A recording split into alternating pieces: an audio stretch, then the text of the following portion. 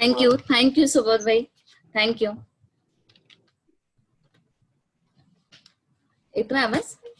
हो येतो. जय श्री कृष्ण. जय श्री कृष्ण. आज आपल्या कार्यक्रमाला लाभलेले बँकिंग क्षेत्रातील प्रदीर्घ अनुभव असणारे आपल्या समाजातील एक नावाजलेले व्यक्तिमत्व म्हणजे श्री प्रमोदभाई मेहता. मला वाटतं नम्रता, जिद्द, चिकाटी, मेहनत, सातत्य आणि कर्तव्यनिष्ठता यांचं मूर्तिमंत उदाहरण म्हणजे आमचे श्री प्रमोदभाई. सुरुवातीच्या काळात साळवासारख्या खेडेगावातून येऊन पुण्यात स्थायिक झाले आणि स्वतःचे नाव आणि विश्व निर्माण केले. त्याचबरोबर आपल्या समाजातील बऱ्याच जणांना शिक्षण व नोकरीसाठी त्यांनी प्रत्यक्ष व अप्रत्यक्षपणे मदत केली. हीच त्यांची सेवा निरंतर कार्यरत अजूनही आहे.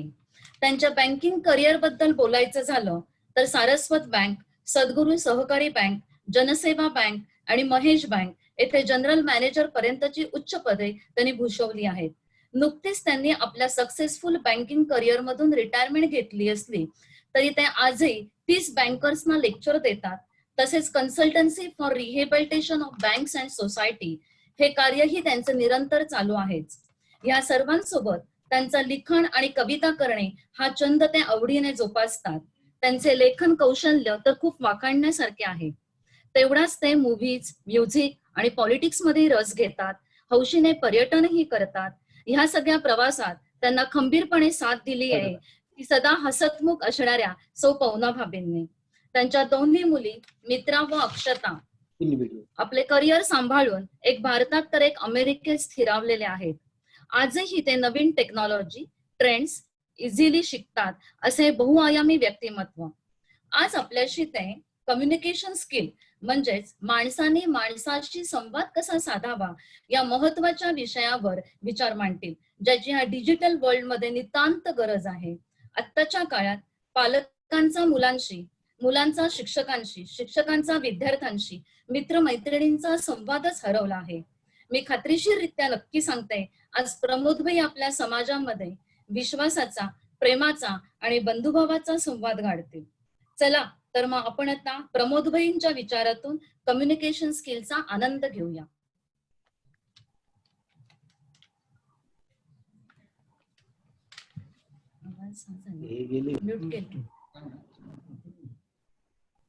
आला की नाही आवाज? काय कळत? प्रमोदभाई अनम्यूट आहेत तुम्ही. जय श्री कृष्ण सगळ्यांना. ऐकू येतोय व्यवस्थित? हो येते येते. आवाज चांगला आहे ना? व्यवस्थित. प्रथम मी माझा आवाज आला का? आभार मानतो. हो प्रथम मी तुमच्या सगळ्यांचे आभार मानतो. मला ही संधी दिलीत आणि या स्क्रीनवर मी आलो. ऍक्च्युअली संभाषण कौशल्य हा विषय तुम्ही मला दिलाय आणि त्यानंतर मग एक थोडंसं बँकिंग सेफ्टीवर थोडंसं मला बोलायचंय. संभाषण कौशल्य, संभाषण हे प्रत्येकाच्या जीवनात अत्यावश्यक गोष्ट आहे. आपण बघितलं तर आपला दिवस सुरू होतो तेव्हा बेल वाजते घराची, फ्लॅटचा दरवाजा उघडतो आपण आणि आत दूधवाला असतो. आपल्याला त्याशी संवाद करायला लागतो. हा संवाद जो आहे तो आपल्या जीवनाचा एक अतिशय अविभाज्य असा घटक आहे. ज्याचं संवाद कौशल्य चांगलं तो माणूस आयुष्यात यशस्वी होत जातो. एक रिसर्च केलेला आहे काही संस्थांनी, त्यामध्ये असं सांगितलंय की एखाद्या माणसाच्या संभाषण कौशल्यात 50% हिस्सा त्याच्या बॉडी लँग्वेजचा असतो. तो कसा वागतो, तो त्याचे गेस्चर्स कसे आहेत, तो कसं प्रेझेंट करतो एखादी गोष्ट, ह्या गोष्टीला 50% मार्क आहेत. 40% मार्क हे त्याच्या थिंकिंगला आहे. 40% मार्क त्याच्या थिंकिंगला आणि लिस्निंगला आहे. या दोन गोष्टीला 90% मार्क झाले आणि 10% मार्क हे त्याच्या भाषा सौंदर्याला आहे, त्याच्या संभाषण कौशल्याला आहे. आता बघितलं तुम्ही 50, 40 आणि 10, 40 आणि 10 एकत्र केले तरी 50 होत आहे आणि हे पण 50 होत आहे. हा 10 हा दोन्ही ठिकाणी आवश्यक आहे. संभाषण कौशल्य हे दोन्ही ठिकाणी आवश्यक आहे. एक मी आजचं तुम्हाला एक वाक्य सांगतो. हात धुवून करोनाच्या मागे लागा. हात धुवून करोनाच्या मागे लागा. हात धुवून हा शब्द मी 2 अर्थाने वापरला. कुठलीही गोष्ट करताना हे श्लेष, हे अलंकार, हे जे गोष्टी आहेत त्या गोष्टीचा जर आपण आपल्या लँग्वेज मध्ये उपयोग केला तर चांगलं असं काहीतरी प्रेझेंटेशन आपल्याकडनं होतं. आणि हे करण्यासाठी ज्या गोष्टी आवश्यक आहेत त्या गोष्टींचा अभ्यास आपण आज या 40 मिनिटात करणार आहोत. संभाषण कौशल्य डेफिनेटली काही बॉर्न गुण आपल्यामध्ये असले तर येतातच, पण तरीही आपल्याला काहीतरी कल्टिवेट करून हे गुण वाढवावे लागतात. आणि हे वाढवण्यासाठी वाचन, निरनिराळे भाषणं ऐकणं हा एक मुद्दा आहेच आहे आपल्या रेग्युलर लाईफ मधला, पण काही टेक्निकल गोष्टी पण आहेत त्या आपण शिकून घेतल्या पाहिजेत. आज आपला जो विषय मुख्यत्व आहे संभाषण कौशल्य तुमचं वाढवताना पहिली गोष्ट काय असेल आपली, तर आपल्या चेहऱ्यावर प्रचंड स्माईल पाहिजे. भले तुमचं नाव हसमुख नसू दे, पण तुम्ही हसमुख दिसायला पाहिजे. लक्षात घ्या, स्माईल ह्या शब्दामध्ये जर तुम्ही बघितलं तर एक माईल आहे. हेच काढा तुम्ही, एक माईल आहे. हा माईल आहे ना, हा स्माईल तुम्हाला 1 किलोमीटर जवळ आणतो, 1 मैल तुमच्या जवळ आणतो त्या माणसाला. त्यामुळे हे स्माईल तुमच्या चेहऱ्यावर जर प्रसन्नपणे असेल तर तुमचं संभाषण कौशल्य चांगलं होत जातं. त्यामुळे स्माईल हे कायम तुमच्या चेहऱ्यावर असायला पाहिजे. कितीही दुःख असो, काही असो, पण संभाषण करताना मात्र you should have smile on your face. या स्माईलचे 4-5 फायदे आहेत. एकदा माणूस जेव्हा स्माईल करतो तेव्हा त्याच्या 76 स्नायूंना व्यायाम होतो. नो कॅपिटल नथिंग, तुमचा व्यायाम 76 निरनिराळ्या स्नायूंना चेहऱ्याच्या होतो. त्यामुळे स्माईल फार महत्वाचं आहे. स्माईलची एक डेफिनेशन तुम्हाला मी सांगतो. Smile cost less than electricity. Smile cost less than electricity but gives more light. समोरच्या माणसाला ती प्रचंड ऊर्जा देते. लक्षात घ्या, तुमचा तो माणूस 1 मैल जवळ येतो. या स्माईल मध्येच हे सगळं आहे, या एका स्माईल शब्दातच हे सगळं आहे. त्यामुळे प्रत्येकाला तुम्ही स्माईल करा, स्माईलनी तुम्ही प्रत्येकाचं संभाषण सुरू करा. हा पहिला मुद्दा आहे की स्माईल हे कायम आवश्यक आपल्या चेहऱ्यावर असायला पाहिजे. दुसरा मुद्दा, तुम्ही जेव्हा एखाद्याशी संभाषण करता, एखाद्या सभेत संभाषण करता, एखाद्या कुटुंबात संभाषण करता, एखाद्या लग्न समारंभात हे करता, तेव्हा तुम्ही ज्या व्यक्तीशी बोलता त्या व्यक्तीशी आय टू आय कॉन्टॅक्ट पाहिजे. Eye to eye contact. इकडं तिकडं बघत केलेलं संभाषण हे चुकीचं असतं. कधीही आय टू आय कॉन्टॅक्ट ठेवा. आय टू आय कॉन्टॅक्ट ठेवलात तर तुमचं संभाषण चांगलं होईल. एक शेर आहे, नजर से नजर का वास्ता नहीं होता तो दिल तक पहुंचने का रास्ता नहीं होता. नजर से नजर का वास्ता नहीं होता तो दिल तक पहुंचने का रास्ता नहीं होता.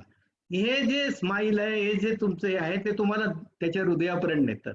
आणि जेव्हा तुम्ही तुमच्या समोरच्या माणसाच्या हृदयापर्यंत जाता तेव्हा डेफिनेटली तुमची लँग्वेज आणि तुमचं सगळं हे फार महत्वाचं ठरतं. त्यामुळे आय टू आय कॉन्टॅक्ट हा दुसरा मुद्दा. पहिला मी सांगितला स्माईल, दुसरा मी सांगितला आय टू आय कॉन्टॅक्ट, तिसरा ब्युटिफुल लँग्वेज. तुमची लँग्वेज जी आहे ती अशी जी सुरेख असली पाहिजे. तुम्ही अननेसेसरी वर्ड, वाईट वर्ड वापरायला नाही पाहिजे. काही असो, कुठलाही प्रसंग असो, तुम्ही शांतपणे बोललेल्या माणसाचा फार मोठा इफेक्ट होतो. त्यामुळे always you should have beautiful language. आता काही गोष्टी आपण आत्मसात करायला शिकायला पाहिजे. काही गोष्टी आपण आत्मसात केल्या तर आपलं संवाद कौशल्य चांगलं होत जातं. पहिलं वाक्य एक तुम्ही मनात धरून चला, माझं चुकलंच. बघा, सिंपल वाक्य, माझं चुकलंच.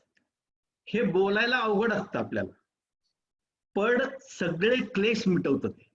तुमच्या आणि ज्याच्याशी तुम्ही संवाद करताय त्याच्याशी सगळं तुमचं क्लेश सगळे मिटवतं आणि स्वीकारायला तुम्हाला भाग पडतं. ते तुम्हाला तो स्वीकारायला तो माणूस तुम्हाला भाग पडतो की यांनी आपली सुरुवातच अशी केली की माझं चुकलंय.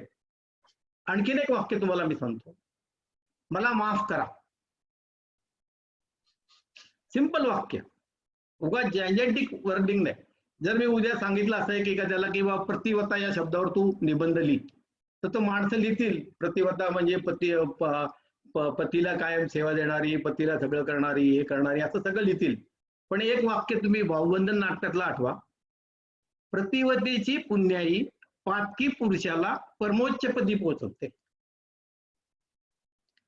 किती भाषा सौंदर्य आहे याच्यात, प्रचंड भाषा सौंदर्य आहे. सगळं प प प क्लेश अलंकार आहेत. क्लेश अलंकार मध्ये हे सगळ्या गोष्टी बसतात. हे तुम्ही अशी वाक्य तुम्ही तुमची तयारी करायला पाहिजे. 2 अर्थाने एक शब्द वापरणे, या गोष्टी ज्या आहेत त्या करताना फार काळजीपूर्वक करायला पाहिजे. मी मगाशी एक तुम्हाला वाक्य सांगितलं, हात धुवून करोनाच्या मागे लागा. आता आपल्याला गव्हर्नमेंटने सांगितलं हात धुवा, आणि हात धुवून आपलं नेहमीची भाषा, हात धुवून तुझ्या मागे लागतो. ह्या गोष्टी ज्या आहेत त्या गोष्टी तुम्ही आत्मसात करायला पाहिजे. कुठलाही डबल अर्थी शब्द वापरताना फार विचारपूर्वक वापरायला पाहिजे. मला माफ करा या शब्दात तुमच्या तो माणूस सगळ्या समस्या संपवून टाकतो. जर एखाद्या माणसाला तुम्ही असं म्हटलात की माझं चुकलंच, मला जरा माफ करा, सगळं क्लेश, सगळे दास नाहीसे होतात आणि पुढचं संभाषण तुमचं चांगलं होत जातं. ह्या 2 वाक्यामध्ये तुमचं काही जात नाही, तुमचं कुठलंही कॅपिटल जात नाही, तुमचं कॅश कार्ड, क्रेडिट कार्ड जात नाही, किंवा तुमच्या पाकिटातले काही पैसे जात नाही.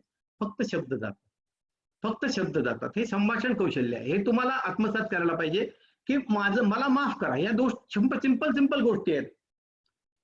तिसरं वाक्य मी तुम्हाला सांगतो की तुम्ही कुणाशीही बोलताना जर त्या माणसाला तुम्हाला कॉन्फिडन्स द्यायचा असेल, आता आपल्याला रेग्युलर आपल्या लाईफमध्ये बोलताना आपल्या मुलाशी बोलावं लागतं, आपल्या नातवाशी बोलावं लागतं, आपल्या पत्नीशी बोलावं लागतं, सगळ्यांशी बोलावं लागतं. आणि त्या माणसाला जर आपल्याला कॉन्फिडन्स द्यायचा असेल तर आपण तो कसा देणार आहोत? सिंपल देणार आहोत आपण त्याला की तू हे करू शकतोस. बघा, मी तुम्हाला रुटीन लँग्वेज मध्ये कधीही न वापरली जाणारी वाक्य सांगतोय. ही वाक्य आपण सहसा वापरत नाही. याचं कारण इगो. हा इगो मध्ये आहे ना एक गो आहे, गो.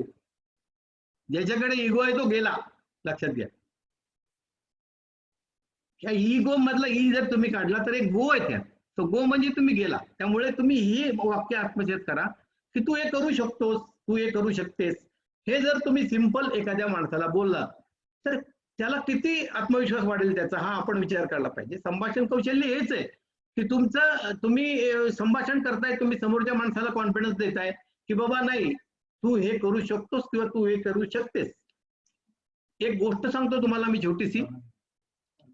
जंगलामध्ये एक मोठा खड्डा पडलेला असतो आणि त्याच्यामध्ये 2 बेडकं पडलेली असतात.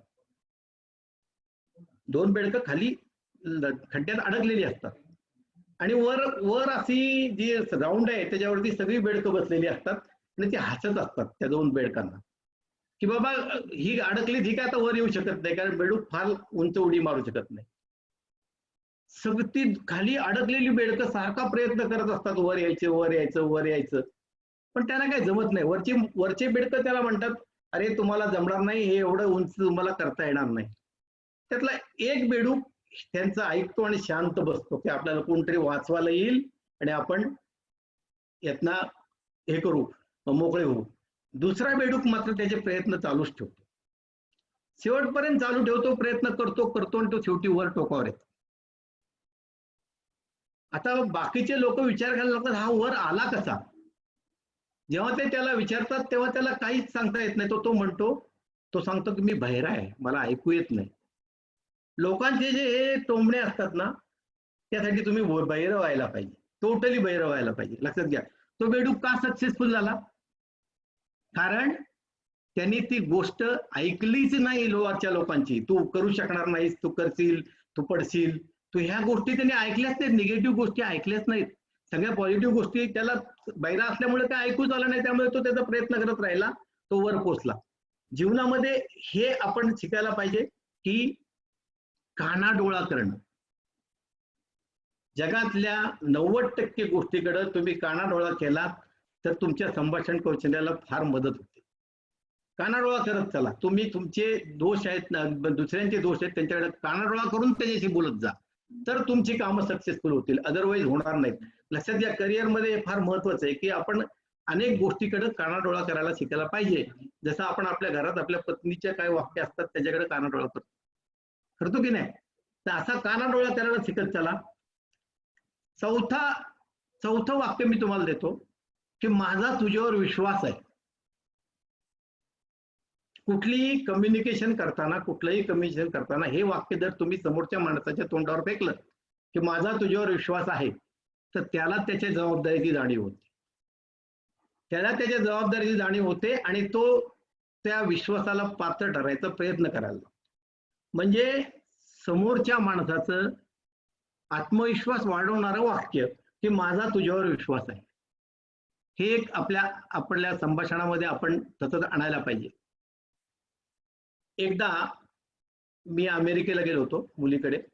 एक भिकारी होता आणि त्याने लिहिलं होतं की I am blind please help me, असा एक बोर्ड लावून तिथं बसला होता. I am blind please help me. $4-5 रोज पडलेले असायचे. मी फिरायला जायचो तेव्हा बघायचो. 3-4 दिवसांनी कॉलेजची एक मुलगी तिकडून पास होत असते. ती काय करते, तो बोर्ड घेते आणि त्याच्यावरती लिहिते की today is the beautiful day of the year.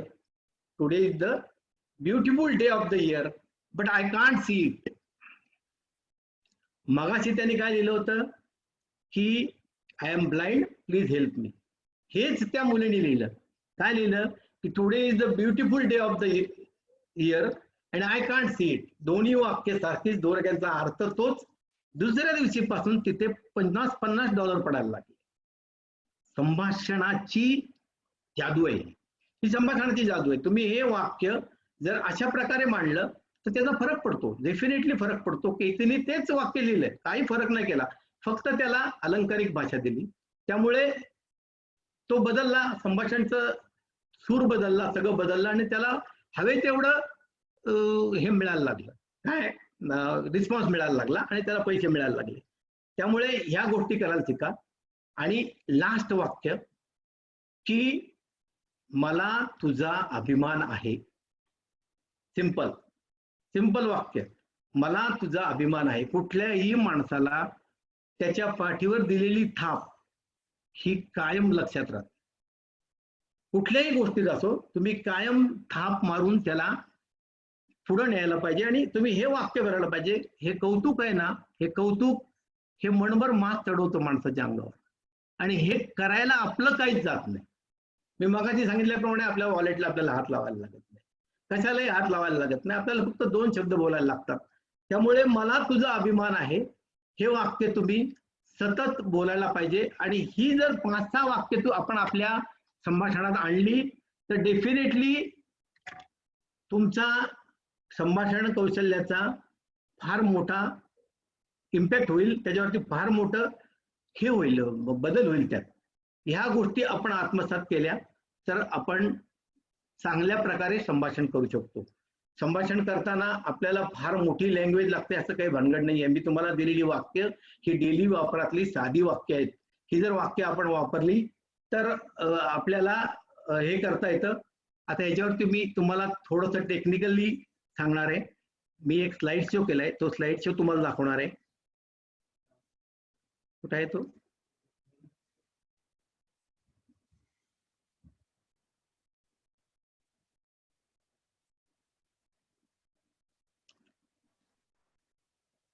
हा प्रमोद भाई, हा आहे, स्लाइड शो शेअर करतोय. आवाज कमी येतो तुमचा. अजून कमी येतोय? भरपूर कमी येतो. बरं मग हेडफोन लावतो.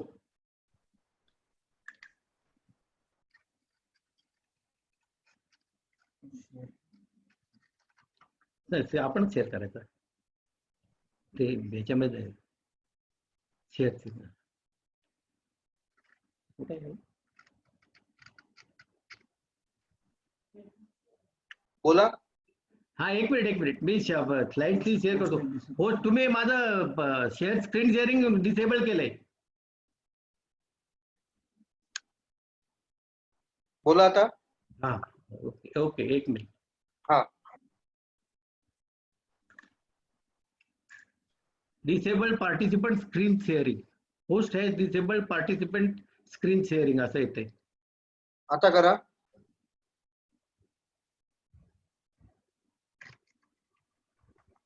हा, आला.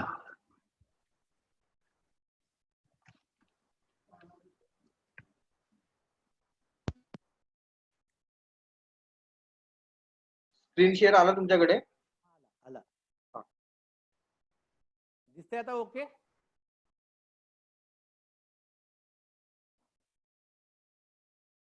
आशिष भाई दिसतंय ओके? आशिष भाई, आशिष भाई बोला. दिसतंय का? आवाज हो येतोय? हो दिसतंय, आवाज पण येतोय. ओके झालं? हो हो. आता मी एक स्लाइड शो केलाय, त्याच्यामध्ये हा.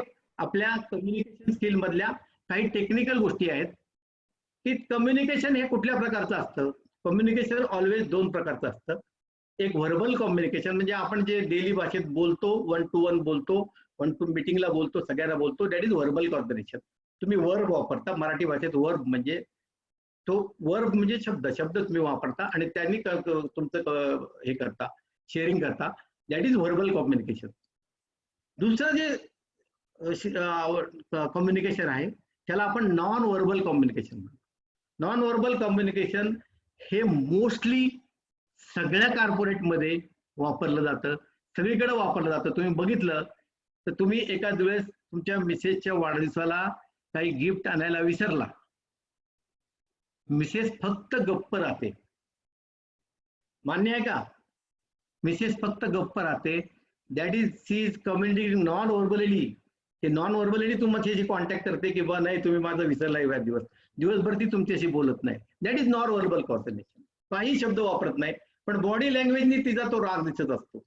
हा आहे non verbal communication. Verbal communication मी आता तुमच्याशी करतोय, ते मी वर्ब वापरतोय, शब्द वापरतोय, सगळं वापरतोय, दॅट इज व्हर्बल कम्युनिकेशन. आणि नॉन व्हर्बल कम्युनिकेशन हे आता मी माझ्या बँकेमध्ये काम करत असताना टिळक रोडला ब्रँच मॅनेजर होतो, खुर्चीत बसलो होतो आणि माझा एक पिऊन धाड दिशी आला आणि त्यांनी समोरची माझी काच न बघता काच फोडून आत आला. इट वॉज लँग्वेज की त्याला बाहेर काहीतरी झालंय, काहीतरी गडबड झाली. हा नॉन व्हर्बल आहे. एकही शब्द तो माझ्याशी बोलला नव्हता, एकही शब्द. गेस्चर होतं फक्त की त्यांनी जर आला तो एवढ्या वेगात आला की दरवाजा उघडून आत आला, तो उघडायच्या ऐवजी त्यांनी ठोकूनच मारलं आणि काचेतनं तो आत आला माझ्या केबिनजवळ, म्हणजे खुर्चीजवळ. तर दिस इज नॉन व्हर्बल कम्युनिकेशन की त्यांनी मला कम्युनिकेट केलं. ऍक्च्युअली त्याला बाहेर खूप लोकांनी त्रास दिला होता, त्यामुळे तो माझ्याकडे रागाने आला होता. रागाचा उद्रेक झाला आणि त्यांनी ती काच फोडली आणि तो आत आला. म्हणजे हे जे आहे ते that is non verbal communication. तिसरं अंग जे तुमच्या म्हणजे संभाषण कौशल्याचं आहे ते लिसनिंग स्किल. मी मगाशी सांगितलं की 50, 40 आणि 10. 40 मार्क हे लिसनिंगला आहे. समोरच्या माणसाचं शांतपणे शेवटपर्यंत ऐकणं हे फार महत्वाचं आहे. समोरच्या माणसाला आपल्याला काय सांगायचं आहे हे शांतपणे सांगणं महत्वाचं आहे. एक उदाहरण देतो. एक सेल्समन होता युरेका फोर्सचा. युरेका फोर्सचा सेल्समन व्हॅक्युम क्लिनर सेल करायला दरवाजात आला. त्याला माहिती आहे की लोक काय घेत नाहीत, आपला काही सेल होत नाही, आपल्याला काही कमिशन मिळत नाही, त्याच्या बिचाराच्या पोट भरत नाही. त्यामुळे त्यांनी काय केलं, विचारलं काय नाही, डायरेक्ट दरवाजा उघडून आत आला. त्या फ्लॅट ओनरच्या सोफ्यावर त्यांनी माती टाकली, कचरा टाकला आणि त्यांना सांगितलं की मी 3 मिनिटात हा सगळा कचरा उचलून दाखवतो माझ्या व्हॅक्युम क्लिनरने, तुम्ही घेणार का? ती बाई म्हणाली तुम्ही बसा शांतपणे. ती बसली. मग त्यांनी ते ठेवलेलं होतं, ते सगळं ठेवलं होतं. ती बाई म्हणाली तुम्हाला ह्याच्यासोबत काय पाणी बिणी पाहिजे का? तो म्हणाला नको मला पाणी बिणी काय, तुम्ही हे पहिलं बघा माझं.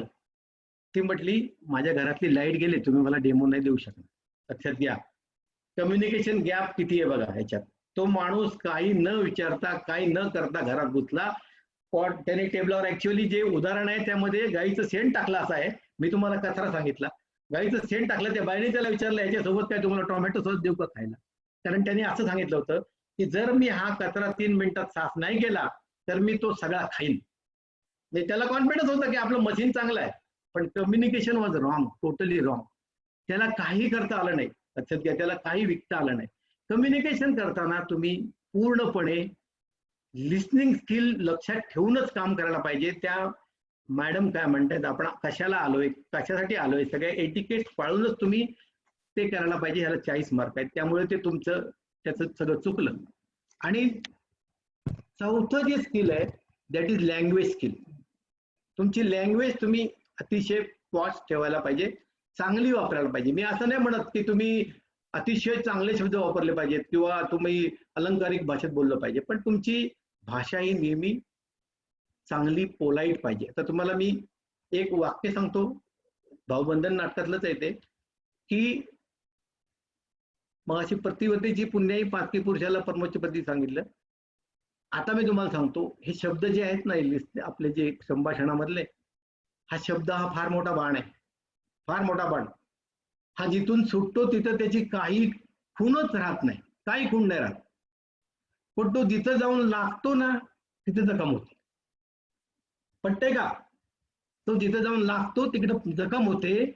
आणि ही जखम बरी झाली तरी संभाषणातला हा बाण तिथं जो व्रण करतो ना, हा व्रण आयुष्यभर चालू राहतो, तो कधीच विसरला जात नाही. शब्दाचं सामर्थ्य एवढं आहे, तुमच्या संभाषणाचं सामर्थ्य एवढं पण आहे की तुम्ही जर अयोग्य शब्द वापरले आणि ते जर लावून त्या माणसाला लागले तर ती जखम होते. ती जखम डॉक्टर बँडेड लावून बरी करू शकत नाही, त्याला तुमचे शब्द पुरे पडू शकत नाहीत. त्यामुळे शब्द हे शस्त्र आहे आणि ते शस्त्र भयंकर धारदार आहे.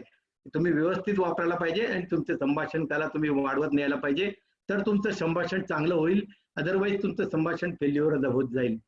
आता हे लिस्निंग स्किल करताना आपण ह्या 4 कम्युनिकेशनच्या स्टेज आहे, 4 स्टेजमध्ये आपण कम्युनिकेशन करत असतो. पहिलं आपण थिंकिंग करतो. जे आपण उचलली जीभ लावली टाळण्याला ही म्हण ऐकली असेल मराठीत. उचलली जीभ लावली टाळ्याला याचा अर्थ हा माणूस जे संभाषण करतोय तो काही थिंकिंग न करता करतोय. पटतंय ना? म्हणजे तो थिंकिंग न करता केलेले शब्द जे असतील ते उचलली जीभ लावली टाळ्याला. त्यामुळे प्रत्येक वाक्य बोलताना तुम्ही त्याचं थिंकिंग करायला पाहिजे की आपण काय बोलणार आहोत. Thinking is most important part of communication skill. Communication skill जर तुम्हाला चांगलं करायचं असेल, if you want to improve your communication skill उद्या हे सगळे माझे तरुण मित्र जेव्हा ऑफिसमध्ये जातील, त्यांच्या बॉसशी त्यांना बोलायचं आहे, त्यांच्या प्यूनशी त्यांना बोलायचं आहे, त्यांच्या डायरेक्टरशी त्यांना बोलायचं आहे, त्यांच्या कस्टमरशी त्यांना बोलायचं आहे, त्यांच्या सर्व्हिस एजन्सी त्यांना बोलायचं आहे, त्यांच्या कॉन्ट्रॅक्टिंग एजन्सीशी त्यांना बोलायचं आहे. या सगळ्यांशी बोलण्याची लँग्वेज प्रत्येकाची वेगळी असणार आहे. त्यामुळे थिंकिंग करून बोलायला पाहिजे आपण. विदाउट थिंकिंग कुठलीही गोष्ट आपण बोलता कामा नये. नॉन व्हर्बल कम्युनिकेशन करताना आपण आपले गेस्चर हे साधे ठेवायला पाहिजे. कम्युनिकेशनचा हा एक फार मोठा पिलर आहे. आपले गेस्चर उगाच फार वाढवायला नाही पाहिजे. फार मोठ्याने बोललेलं जे असतं ते सत्य असतं असंच नाही, असत्य माणसालाच उलट जोरात बोलावं लागतं. त्यामुळे सत्य बोलायचं, नॉन व्हर्बल कम्युनिकेशन ठेवायचं, लिस्निंग, प्रॉपर लिस्निंग ठेवायचं आणि मग स्पीक करायचं. आता बघा, पहिलं थिंकिंग करायचं, मग त्याच्यावरती नॉन व्हर्बल पोझिशन घ्यायची आणि मग लिस्निंग करून आपण स्पीकिंग करायचं. ह्या 4 गोष्टी, ह्या 4 पिलर आहेत कम्युनिकेशनच्या. तुम्ही लक्षात घ्या, ह्या कम्युनिकेशन मध्ये ह्या गोष्टी येतात. स्मेल, आशिष भाई पीपीटी दिसते ना? स्मेल, हिअरिंग, हो दिसते. टच, टेस्ट, बघा या सगळ्या कम्युनिकेशनची अंग आहेत. हिअरिंग, तुम्ही प्रत्येकाला प्रॉपर हिअरिंग द्यायला पाहिजे. तुम्ही शांतपणे सगळ्या गोष्टी ऐकायला पाहिजेत. Hearing, listening. स्मेल, तुम्ही जाताना तुमची, आता तुम्ही ऑफिसमध्ये काम करणारा, सगळीकडे काम करणारा, ती शुड बी प्रेझेंटेबल. तुम्हाला कुठलाही स्मेल असू नये. तुम्ही उगाच दिसते किती डिओ मारलेत त्याचा फायदा नाही. There should not be in the smell. लक्षात घ्या, माझे एक डॉक्टर आहेत, माझे स्वतःचे फॅमिली डॉक्टर आहेत. त्यांच्या बोर्डामध्ये, त्यांच्या केबिनमध्ये बोर्ड आहे, तिथं कुणी डिओ मारून येऊ नये म्हणून. कुणाला काय आवडतं, कुणाला काय आवडत नाही सांगता येत नाही. त्यामुळे smell is also A part of communication skill. त्यानंतर सीइंग, जे काय चाललंय ते व्यवस्थितपणे बघायला पाहिजे. डोळे उघडे ठेवून बघायला पाहिजे, डोळे बंद ठेवून काहीही बोलायचं नाही. सीइंग म्हणजे तुम्ही प्रत्येक गोष्ट बघूनच पारखूनच बोलायला पाहिजे त्याशी. टेस्ट, आता टेस्ट म्हणजे काय की कम्युनिकेशनचं एक अंग आहे की समोरचा माणूस कुठल्या मूडमध्ये आहे याचा अभ्यास करायचा.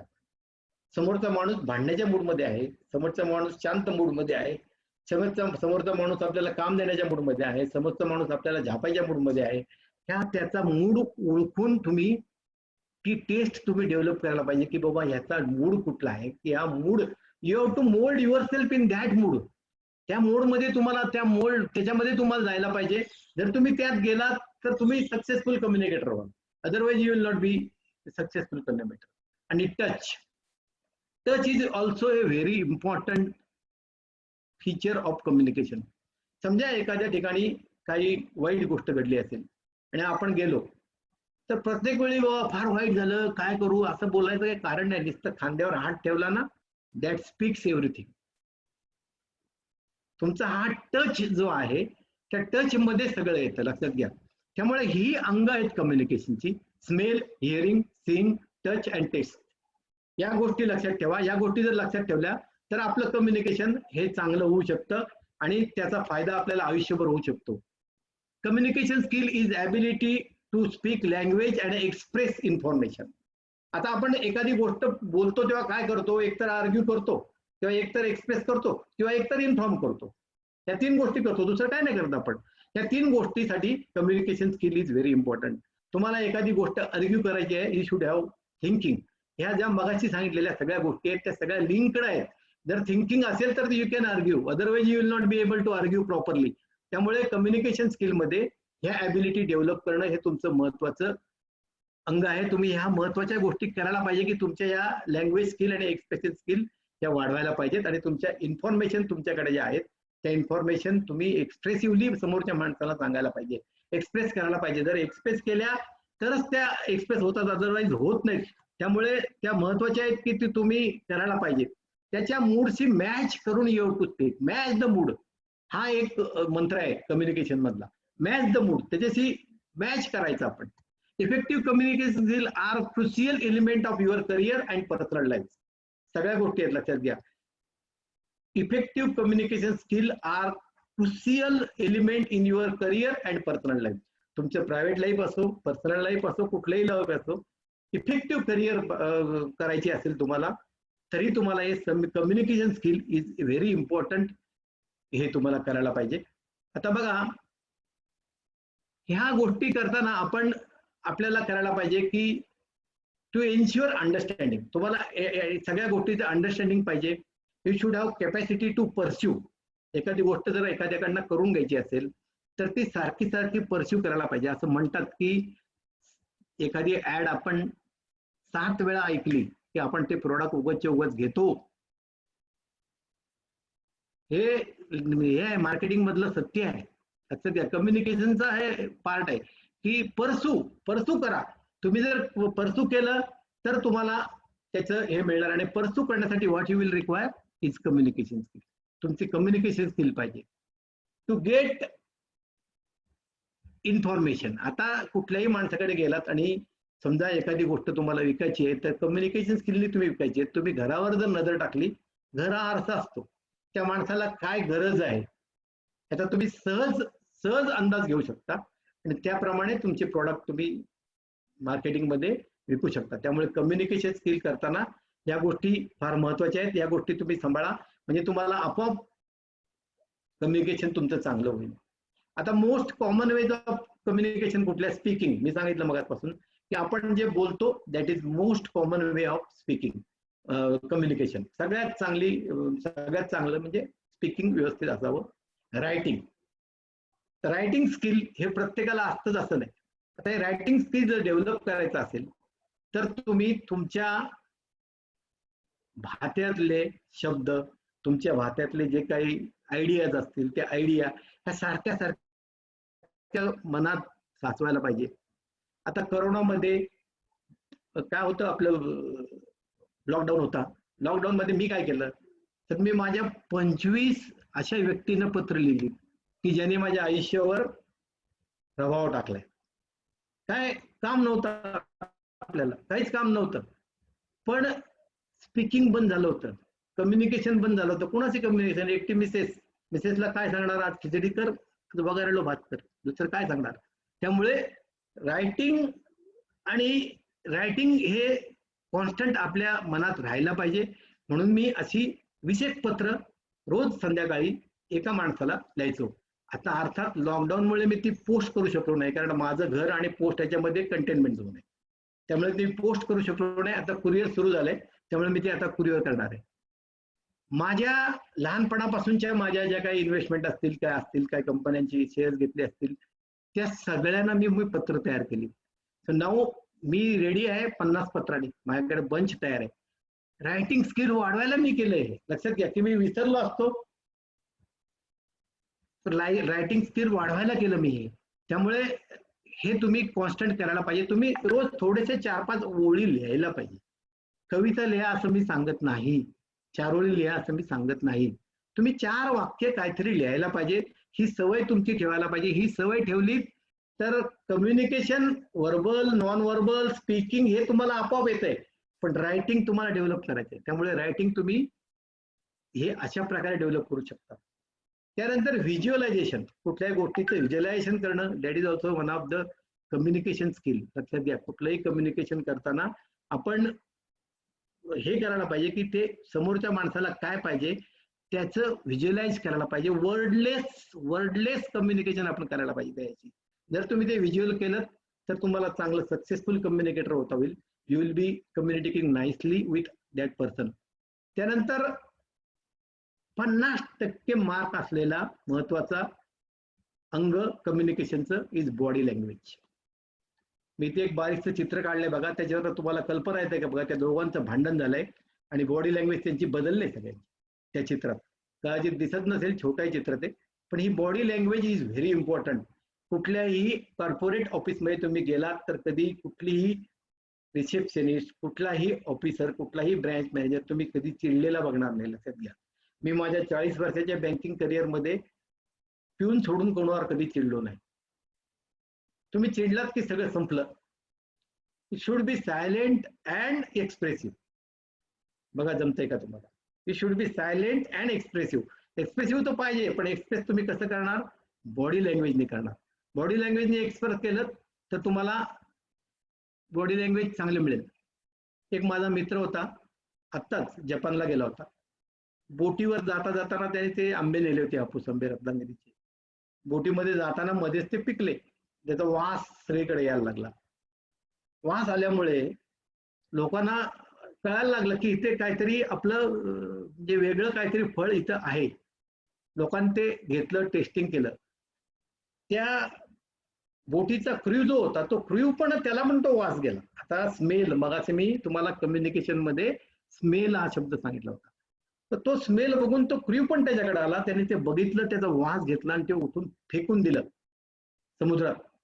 समोरचा माणूस म्हटला, अरे काय, मी माझ्या मित्राला आंबे नेतोय, तू फेकून दिले. तो त्यांनी फक्त त्याचा जॅपनीज फ्लॅग त्याला दाखवला, त्याच्या खांद्यावरचा असलेला. दिस वॉज ए कम्युनिकेशन. मी देशाचा अभिमान बाळगतो. जर हे फळ तू जपानमध्ये नेलंस तर मला इम्पोर्ट करावं लागेल, इंडियाकडनं इम्पोर्ट करावं लागेल, मोदींकडनं इम्पोर्ट करावं लागेल. हे जर मी इम्पोर्ट केलं तर माझं देशाचं पत्ते चलन जाईल. लक्षात घ्या, दिस इज ऑल वॉच जे एका रेश्चरनी त्यांनी दाखवलं होतं. हे सगळं समोरच्या माणसाला कळलं पाहिजे की हा काय दाखवतोय. त्यांनी फक्त ध्वजावर जपानचा हात ठेवला होता आणि त्यांनी हे सांगितलं होतं की माझ्या देशात हे नको मला आंब्याचं फळ. जर हे मी नेलं तर मला इम्पोर्ट करावं लागेल. आणि तुम्हाला माहिती म्हणून सांगतो की हापूस आंबा जपान इम्पोर्ट करत नाही. याचं कारण आहे ही बॉडी लँग्वेज आहे आणि ही तुम्ही बघायला पाहिजे, सुधारला पाहिजे. आता टाइप्स ऑफ कम्युनिकेशन मध्ये फॉर्मल, इनफॉर्मल तुम्हाला माहिती आहे. फॉर्मल कम्युनिकेशन म्हणजे आपण एखाद्याच्या वाढदिवसाला जातो, एखाद्याच्या मिटिंगला जातो किंवा एखाद्या ऑफिसमध्ये मिटिंग घेतो, हे सगळं फॉर्मल असतं. याच्यामध्ये कुठलंही इनफॉर्मल नसतं. पण जेव्हा तुम्ही एखाद्याच्या मृत्यूच्या सभेत गेला किंवा एखाद्याच्या घरी लग्नाला गेला, that is informal. That is no formality there. पण हे 2 प्रकारची कम्युनिकेशन वेगळी आहेत. इनफॉर्मलला तुम्हाला कुठलेही शब्द वापरून चालतात, पण फॉर्मलला गुड मॉर्निंग वगैरे हेच शब्द कॉन्स्टंट वापरायला पाहिजेत. हे जर तुम्ही वापरले तरच तुमचं कम्युनिकेशन परफेक्ट होऊ शकतं. दुसरा जो आहे कम्युनिकेशनचा महत्वाचा मुद्दा, की हा कम्युनिकेशन फ्लो होत असतो, म्हणजे त्याचा एक प्रवाह असतो. आणि हा प्रवाह कसा असतो? व्हर्टिकल असतो. म्हणजे समजा काही तुमचा सुपिरियर म्हणजे peon to clerk, clerk to officer, officer to branch manager, branch manager to manager, manager to director. हा व्हर्टिकल फ्लो आहे. ह्या प्रत्येकाचं कम्युनिकेशन ती स्किल वेगळी असणार आहे. या प्रत्येकाला लागणारे कम्युनिकेशन स्किल वेगळा असणार आहे. त्यामुळे हे व्हर्टिकल फ्लो असतो. दुसरा जो असतो तो क्रॉस फ्लो असतो. क्रॉस असतो म्हणजे तो आडवा असतो. म्हणजे सेम क्लार्कशी कसं बोलतो किंवा सेम ऑफिसरशी कसं बोलतो. आता ह्या प्रत्येकामध्ये वेगवेगळी मैत्री असते. लक्षात घ्या, संध्याकाळची मैत्री नाही म्हणत मी, वेगवेगळी मैत्री म्हणतोय. या प्रकारामध्ये वेगवेगळी मैत्री असते आणि या वेगवेगळ्या मैत्रीला तुम्हाला वेगवेगळे लँग्वेज वापरावे लागतात, वेगवेगळे कम्युनिकेशन स्किल वापरावं लागतं. त्यामुळे क्रॉस वाईज डायगोनल जे असतं त्याला वेगळा प्रकारचं कम्युनिकेशन वापरावं लागतं आणि एक हॉरिझॉन्टल. म्हणजे हे 4 प्रकारची तुम्हाला हॉरिझॉन्टल मी सांगितलं officer to officer to officer. म्हणजे जर तुमची एखादी मीटिंग मध्ये तुम्ही प्यून बोलवले, क्लार्क बोलवले आणि सगळे बोलवले तर कदाचित त्या मीटिंगचा रंग वेगळा असेल. प्यून हा एक महत्वाचा अंग आहे तुमच्या ऑफिस मधलं, लक्षात घ्या. तुम्ही सगळे आता म्हणजे 10वीच्या 12वीच्या मुलांसाठी हे पण ठेवलेलं आहे. तुम्ही सगळे आता मोठे करिअर सुरू करणार आहात. करिअर सुरू करताना तुम्हाला ह्या गोष्टी लक्षात ठेवायला पाहिजे की कुणाशी कसं बोलायचं तुमच्या त्या ह्याच्याप्रमाणे. एक तुम्हाला घडलेला किस्सा सांगतो. मी सद्गुरू बँकेवर ऍडमिनिस्ट्रेटर म्हणून होतो. सद्गुरू बँकेला 40 कोटी रुपये लॉस झाला होता. 300 कोटीची बँक होती आणि 40 कोटी रुपये लॉस होता आणि अशा परिस्थितीत मला रत्नाकर गायकवाड कमिशनने त्या बँकेवर नेमलं होतं. मी गेल्यानंतर सगळ्यांची कम्युनिकेशन करायला सुरुवात केली आणि सगळ्या निरनिराळ्या स्पर्धा लावल्या मी कॉस्ट कटिंगच्या, की कॉस्ट आपली कशी कमी होईल, आपला खर्च कसा कमी होईल. त्यामध्ये सगळं आलं. लॉ म्हणजे मोठ्या कॉस्टच्या एफडी, म्हणजे मोठ्या इंटरेस्ट रेटच्या एफडी, मोठ्या इंटरेस्ट रेटच्या डिपॉझिट्स, या सगळ्या गोष्टी आल्या. मी एक स्पर्धा लावली की आपलं गेल्या वर्षीचं प्रिंटिंग बिल आणि या वर्षीचं प्रिंटिंग बिल ह्याच्यामध्ये मला 20% रिडक्शन पाहिजे. आता एखादी बँक लॉस मधनं बाहेर काढताना प्रॉफिट वाढवायचा असेल तर नॉट नेसेसरी तुम्ही रेट ऑफ इंटरेस्ट वाढवायला पाहिजे. ह्या बऱ्याच गोष्टी बँकिंग मधल्या आहेत. पण मी एक ती स्पर्धा लावली अख्ख्या बँकेमध्ये, फ्रॉम प्यून टू डीजीएम, मी सीओ होतो, जीएम होतो, सगळ्यांनी त्यात भाग घेतला. सगळ्यांनी निरनिराळ्या आयडिया दिल्या होत्या. उठताना पंखे बंद करा, उठताना लाईट बंद करा, हे करा ते करा, सगळ्यांच्या आयडिया होत्या. एक प्यूननी मला कळवलं होतं, कम्युनिकेशन केलं होतं प्यूननी, की आपले पासबुक जे आहेत ना त्या पासबुकचा साईज खूप मोठा आहे. तुम्ही जरा तो बारीक करा आणि त्याच्यावरती ऍड छापा. जर बारीक केला तर आपल्याला प्रिंटिंग कमी लागेल, पेपर कमी लागेल आणि सगळं कमी लागेल. यू विल नॉट बिलीव्ह, माझं 32,000 रुपयांनी वर्षाचं प्रिंटिंगचं बिल कमी आलं बिकॉज माझे कागद कमी झाले. आयडिया कुठून आली? प्यूनकडनं आली. कम्युनिकेशन स्किल लक्षात घ्या. त्यांनी मला हे कम्युनिकेट केलं म्हणून झालं. अलिबागची एक घडलेली जुनी गोष्ट आहे, तुम्हाला कदाचित सगळ्यांना माहिती असेल. हे माझ्याकडचे एल्डरले जे आहेत त्यांना नक्कीच माहिती असेल की एक डॉक्टर होते फडके म्हणून, आणि खेडेगावात कामं करायचे. अलिबाग, त्यावेळी अलिबाग तालुका होता, अलिबाग तालुक्यात. आणि एक अशी केस आली म्हणजे डिलिव्हरीची, की त्या बाळाचा पाय बाहेर आला आणि तो आत काही जाईने. डॉक्टर थकले, सगळे थकले, एव्हरीबडी ट्राईड, कुणालाही ते पाय आत घेणं जमेना. आणि त्या वेळी सिझरीन वगैरे भानगड नव्हती. त्यामुळे आता काय करावं, डॉक्टर फार विचारात पडले. त्यांनी सेटोस्कोप वगैरे काढून ते त्याचं ऍप्रन बिप्रन काढून डोक्याला हात लावून बसले. एक वाडाबॉय आला, साहेब हे आमच्या घरी नेहमी होतं आमच्या खेडेगावात, तुम्ही त्याच्या पायाला एक टाचणी लावा, बघा पाय आत घेईल तो. डॉक्टर गेले, त्यांनी थोडंसं इंजेक्शनची एक टाचणी लावली, त्या मुलाने पाय आत घेतला आणि प्रॉब्लेम सॉल्व्ह झाला. कम्युनिकेशन, हे वाढवायचं कम्युनिकेशन त्या बॉसला सक्सेसफुल करून गेलं. लक्षात घ्या, हे कम्युनिकेशन तुम्ही आत्मसात केलं तर तुम्हाला कुठेही अडचण राहणार नाही. तुम्ही आपोआप वर जात जाल. लक्षात घ्या, यशाची कीर्ती तुम्हाला, यशाची पुढची पायरी आपोआप मिळत जाईल if you have good communication skill. आणि हे स्किल डेव्हलप करायला तुम्हाला मी या गोष्टी सांगतोय. On the basis of your expression बऱ्याच गोष्टी ठरतात. त्यामध्ये ओव्हरऑल तुमचं एक्सप्रेशन काय आहे त्याच्यावर ठरतं, रिटर्न काय आहे त्याच्यावर ठरतं, आणि गेस्चर काय आहेत त्याच्यावर. या सगळ्या गोष्टीची तुम्ही लक्षात घ्या. या गोष्टीचा तुम्ही अभ्यास केला तर तुम्हाला थोड्याफार गोष्टी कम्युनिकेशन मधल्या अंगात आल्या तरी आपल्याला फक्त 10 मार्क कम्युनिकेशनला आहे. लक्षात घ्या. बॉडी लँग्वेजला तुमच्या आपल्या समाजातल्या सगळ्यांची बॉडी लँग्वेज चांगली असते, मला माहिती आहे. एवढा मोठा पूर येऊन गेला, एवढं येऊन गेलं तरी आपण काय घाबरलो नाही. आपली बॉडी लँग्वेज चांगली असते. फक्त तुमचं स्किल तुम्हाला डेव्हलप करायचं आहे आणि ते डेव्हलप करायला मी तुम्हाला आज टिप देतोय. आता सिमॅन्टिक बॅरियर्स, आता हे कम्युनिकेशन करताना काही अडथळे असतात. प्रत्येक गोष्ट करताना आपल्या काहीतरी अडथळे असतातच. तर हे छोटे छोटे अडथळे जे आहेत ना ते तुम्हाला मी सांगतो. सिम्बॉल्स विथ डिफरंट मिनिंग्स, म्हणजे काही लोक मुद्दाम काहीतरी वेगळीच खूण करतात. लक्षात घ्या, तुम्ही विचलित होता कामा नये. विचलित झालात तर प्रॉब्लेम होणार. त्यामुळे कुठलीही डिफरंट मिनिंगचं सिम्बॉल आलं तर यू जस्ट थिंक की हे काय आहे आणि मग तुम्ही विचार करा की हा सिम्बॉल काय आहे. बॅडली एक्सप्रेस मेसेज, बघा सारखा मी सांगितलं ना तो सेल्समन याचा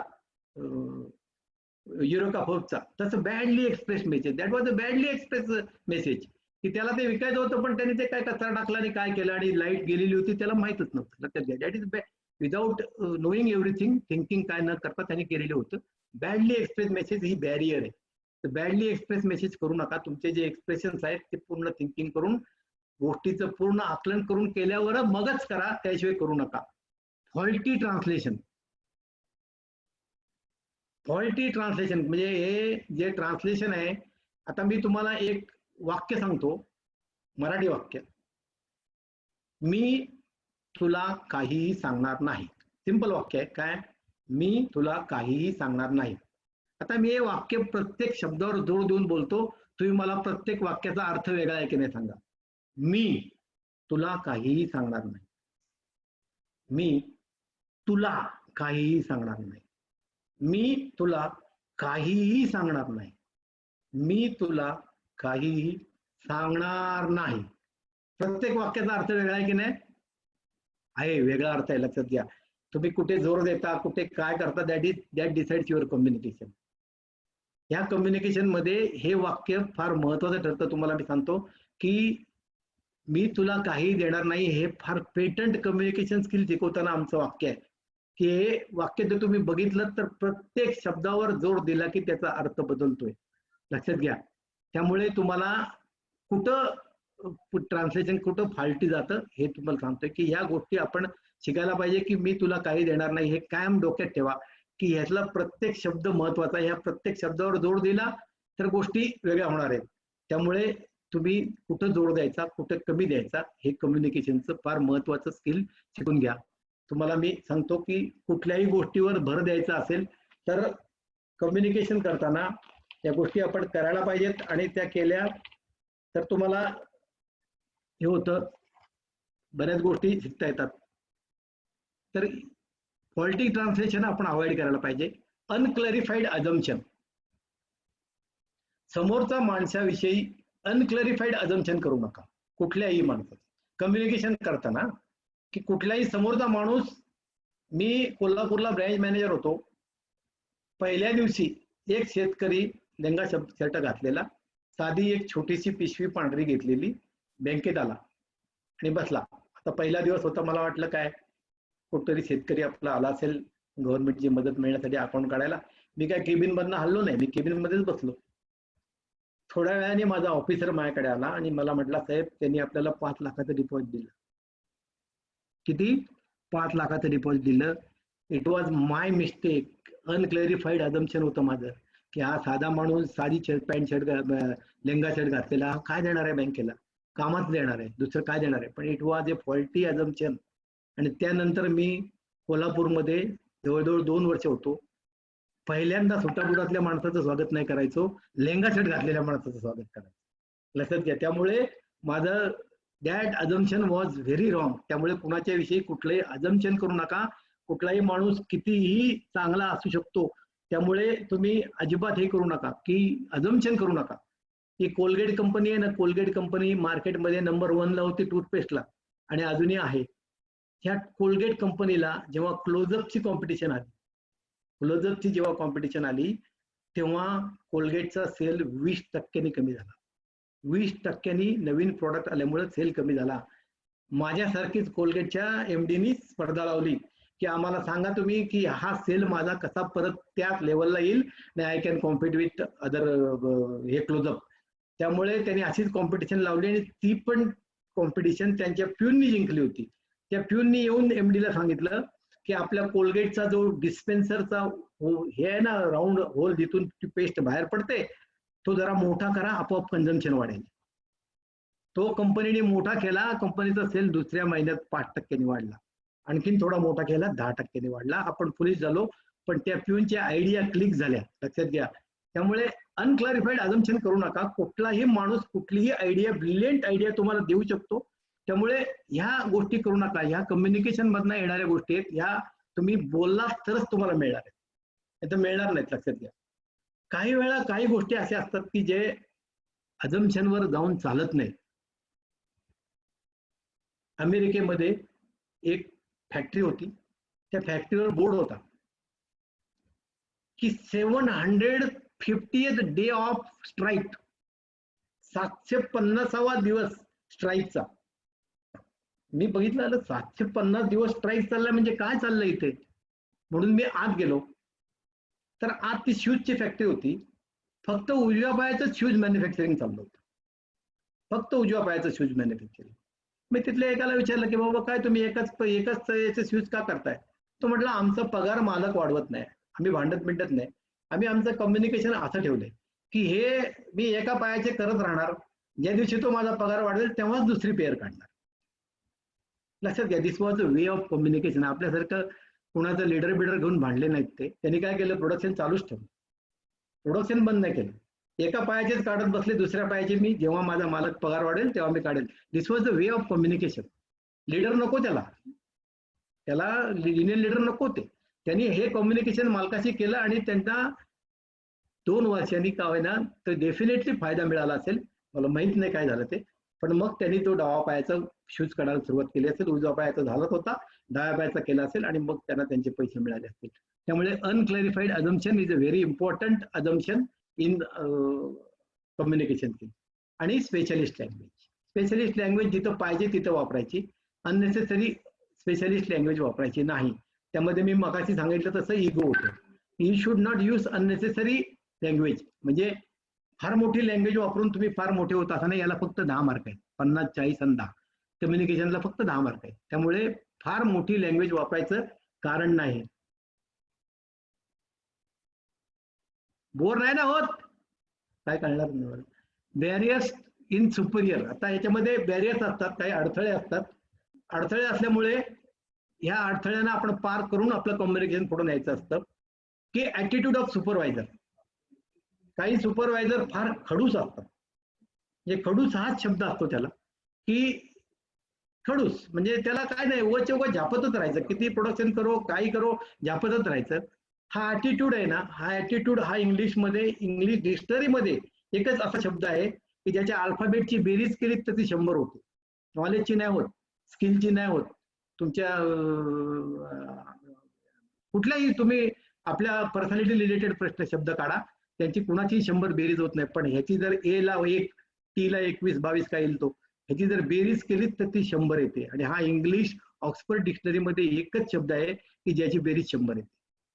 त्यामुळे तुमचा attitude towards supervisor, towards your inferior सगळ्यांकडे बघण्याचा सारखा पाहिजे आणि तो क्लिअर पाहिजे. You should understand what is there.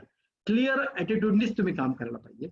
Fear to challenge authority हा एक कम्युनिकेशन मधला फार मोठा अडथळा ऑफिस कम्युनिकेशन करताना येऊ शकतो. म्हणजे काही लोकांना आपल्या बॉसशी आपण कसं बोलावं याचा प्रश्न पडतो.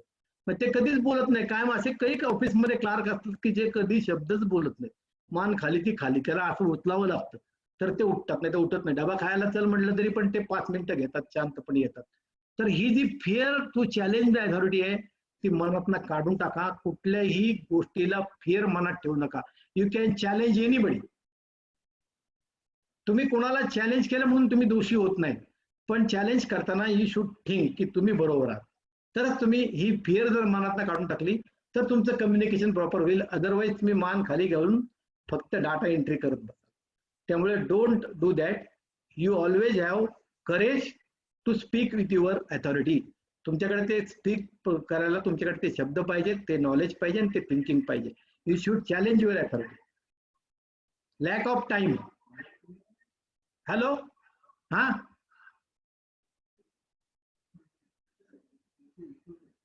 Lack of time. तुमच्याकडे वेळ नसतो, कधी कधी या गोष्टी करायला बोलायला वेळ नसतो. तर ह्या गोष्टी तुम्ही घरी जाऊन पुऱ्या करा. ऑलवेज कुठल्याही ऑफिसमध्ये तुम्ही कुठलीही गोष्ट करताना जर एखादी गोष्ट बोलायची राहिली असेल तर सेम डे तुम्ही ती पुरी करा. अदरवाईज तुमची झोप येत नाही. लक्षात घ्या. ऑफिसमधनं निघताना ऑफिस लॉक करून यायचं, घरातनं जाताना घर लॉक करून जायचं. या गोष्टी करा.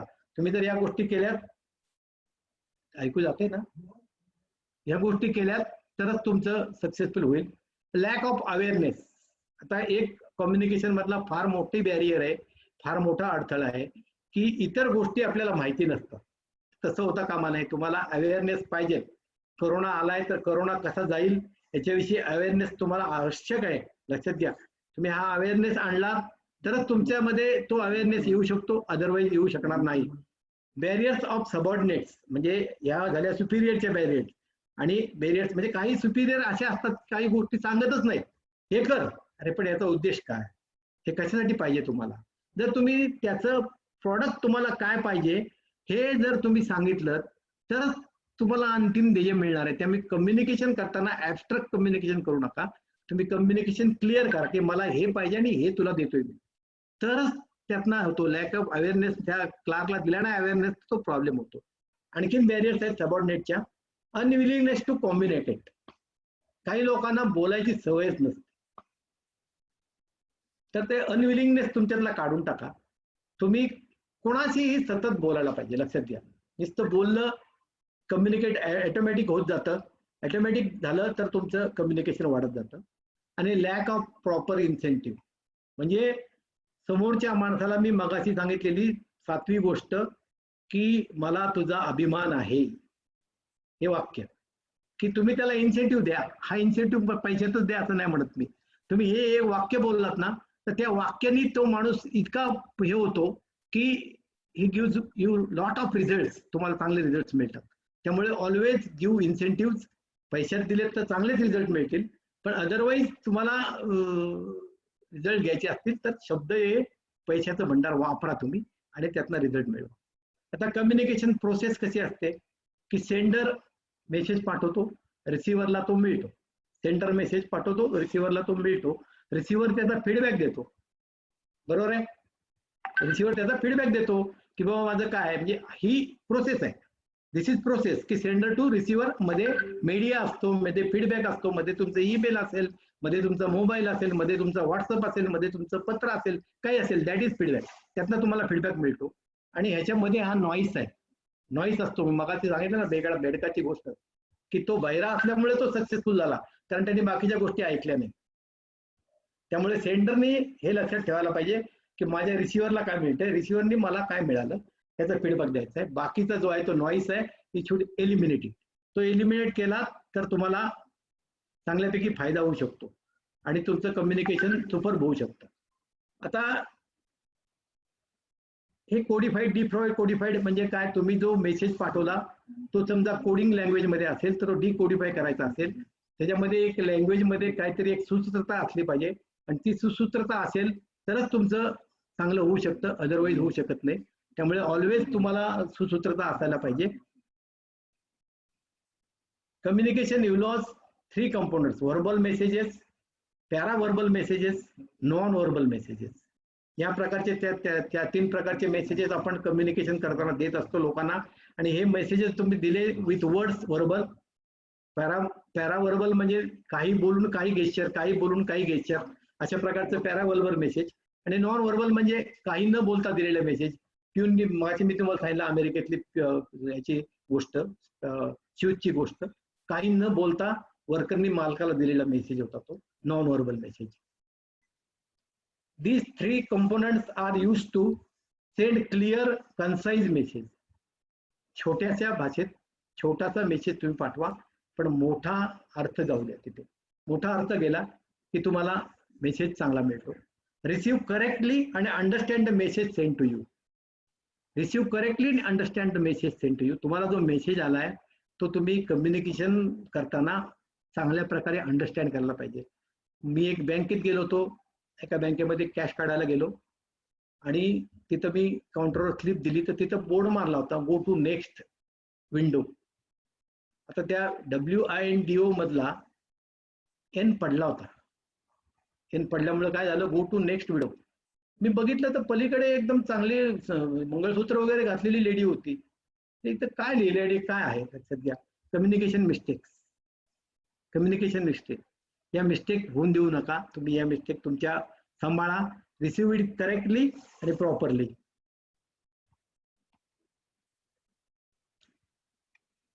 नॉन व्हर्बल मेसेज आहे ते बघा, चेहरे निरनिराळे आहेत की कोण आनंदी आहे, कोण रागावलेला आहे, कोण एकदमच चिडलेला आहे.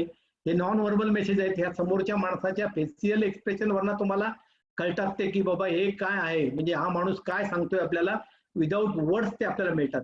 आणि हे पॉश्चर्स अँड गेस्चर्स आहेत. आता तो आनंदी माणूस हात बीत उंचावून काही म्हणतोय हा आपला हात धरून बसलाय जसं काय आता पाऊस पडणार आहे भरपूर. त्यामुळे ह्या गोष्टी ह्या गेस्चर्स मधनं येतात. ह्या कम्युनिकेशनचा एक भाग आहे. Non verbal messages are primarily we communicate our emotions. आपले इमोशन्स आपण आपल्या समोरच्या माणसाला कळवत असतो, फीडबॅक देत असतो की माझ्या इमोशन्स काय आहेत. तर ह्या मेसेज हे वाचा तुम्ही, त्यांचे चेहरे वाचून तुम्ही कम्युनिकेट करा, तरच तुमचं कम्युनिकेशन प्रॉपर होईल, अदरवाईज होणार नाही. Paraverbal communication refers to messages that will transmit through pitch and pacing of voices. म्हणजे तुमचा बोलण्याचा पिच जो आहे तो कधी वाढतो, कधी कमी होतो, कधी वाढतो, कमी होतो, ह्याच्यातनं तो पोहोचत असतो पब्लिकला. म्हणजे तुम्हाला कुठे इम्फोसिस द्यायचा आहे, कुठं नाही द्यायचा, हे आता माझं तुमच्यापर्यंत पोहोचलं की नाही मला माहित नाही, पण ह्याच्यातनं तो पोहोचत असतो. तर तो हा जो पॅरावर्बल आहे त्याचा एक वाक्य लिहिलंय मी, I don't say you are stupid. आता मी याच्यामध्ये से जो आहे तो मोठ्याने म्हणणार आहे. I don't say you are stupid. आता दुसरं वाक्य आहे, I don't say you are stupid. आणि तिसरं वाक्य आहे, I don't say you were stupid. आता बघा मी स्टुपिड मध्ये भर दिली, यू मध्ये भर दिली आणि से मध्ये भर दिली. या प्रत्येक शब्दाला मी जोर वेगवेगळ्या प्रकारे दिले. कम्युनिकेशन प्रत्येक वेळी वेगळं झालं. आता ह्या भाषा सौंदर्य आहे ते इंग्लिशमध्ये पण आहे, मराठीमध्ये पण आहे, हिंदीमध्ये तर प्रचंड आहे. आता इंग्लिश एक वाक्य मी तुम्हाला सांगतो की नो, आता सिंपल वाक्य आहे, माझ्या 10वी 12वीच्या मित्रांना सहज समजेल.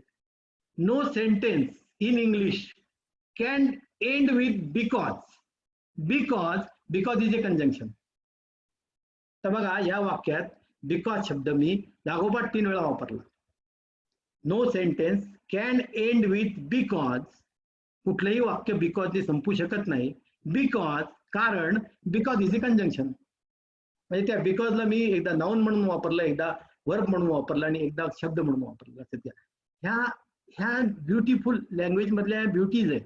यू शुड ऍब्सॉर्ब दिस. आणि हे वाचनाने तुमच्या रोजच्या मननाने येतात तुमच्यात, आणि या गोष्टी पाळा तुम्ही. म्हणजे तुमचं कम्युनिकेशन जे आहे ते अतिशय चांगलं होईल. आणि तुमचे ते 10 मार्क लागतात. 50 तुम्हाला देवाने दिलेले आहेत बॉडी लँग्वेज मध्ये, 40 तुमचे थिंकिंगचे आहेत ते तुम्ही डेव्हलप करणार आहात. 12वीला आहात म्हणजे तुम्ही पुढे जाईपर्यंत तुमचं डेफिनेटली थिंकिंग डेव्हलप होणार आहे. जे काय कमी आहे ते फक्त 10%, आणि ते कम्युनिकेशन मधनं येतं. दॅट इज व्हेरी इम्पॉर्टंट की तुम्ही हे शिका. Receiving messages requires concentration and energy. आता मी मगाचपासून इथं बोलतोय 9:15 पासून, कदाचित तुमची मला माहित नाही कॉन्सन्ट्रेशन असेल की नाही, कारण हा विषय तसा म्हणजे आपल्या रेग्युलर याच्यातला विषयनेमा म्हणजे आतापर्यंत जे विषय मी बघितले त्याच्यामधला नाहीये. हा थोडासा अकॅडमिक सब्जेक्ट आहे. तर हा कॉन्सन्ट्रेशन आणि एनर्जी पाहिजे. ह्याला ऐकायचं असेल तर एनर्जी पाहिजे, कॉन्सन्ट्रेशन पाहिजे. Involve psychological connection with speaker. तुम्ही त्या स्पीकर बरोबर कायम कनेक्टेड पाहिजे, सायकोलॉजिकली कनेक्टेड पाहिजे. म्हणजे इकडं तिकडं करताना तुम्ही जर ऐकलं तर कळेल, maybe you be missing some important aspect of that thought. त्यामुळे involve psychological connection with speaker includes desire and willingness to see things from another perspective. Third party view घ्यायला पाहिजे तुम्ही तुमच्या बोलण्याचा. तुम्ही जर एखाद्या कुठे भाषण केलं, काय केलं, तर एका दोघांना विचारायला पाहिजे की बाबा तुमचं कसं झालं, काय झालं. Third party view always improve. म्हणजे तुम्हाला सांगतात की बाबा आता हे झाल्यानंतर मी 3-4 लोकांना विचारणार आहे, ते मला सांगतील मला यातलं काय काय चुकलं. कारण हे वेबवर माझं दुसरंच लेक्चर आहे. की वेबवर फार लेक्चर दिलेले, मी डायरेक्ट लेक्चर खूप दिलीत, जवळजवळ 700-800 लेक्चर दिले डायरेक्ट बँकिंगवर.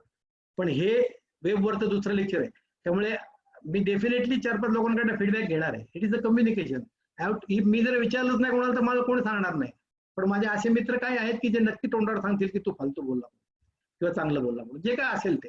म्हणजे ह्या विचाराने तुम्ही त्याचा फीडबॅक घ्यायला पाहिजे. तुम्ही विलिंगनेस पाहिजे तुमचा की दुसऱ्या माणसाचा व्ह्यू काय आहे. Require that you suspend judgement and evaluation. कुठल्याही गोष्टीचं जजमेंट ताबडतोब घेऊ नका. जजमेंट चुकतं कधी कधी. जजमेंट ताबडतोब घेऊ नका. जजमेंट आणि इव्हॅल्युएशन ताबडतोब करूच नका. तुम्ही आजचं लेक्चर कसं झालं ह्याच्यावर विचार करताना 2-3 दिवसांनी त्याच्यावर विचार करा. आज लगेच केलं तर यू मे गो रॉंग. लगेच जाऊ नका. त्यामुळे इव्हॅल्युएशन करताना कुठल्याही गोष्टीचं आपण 2-3 दिवसांनी त्याच्यासोबत थोडंसं मनन झालं, थोडंसं आत पोचलं की मग आपण ते करायला पाहिजे. तरच तुमचं कम्युनिकेशन हे चांगलं राहील. Otherwise it will create problem. आता लिस्निंगची जी स्किल आहे, लिस्निंगला 40 मार्क पडतात. लिस्निंगची जी स्किल आहे, गिव्ह फिजिकल अटेन्शन. तुमचं फिजिकल शारीरिक लक्ष तिथं असायला पाहिजे. शारीरिक लक्ष ठेवा आणि शारीरिक लक्ष ठेवलं तर तुम्हाला हे राहील. तुम्हाला physical attention is completely should be toward speaker. Being aware of speaker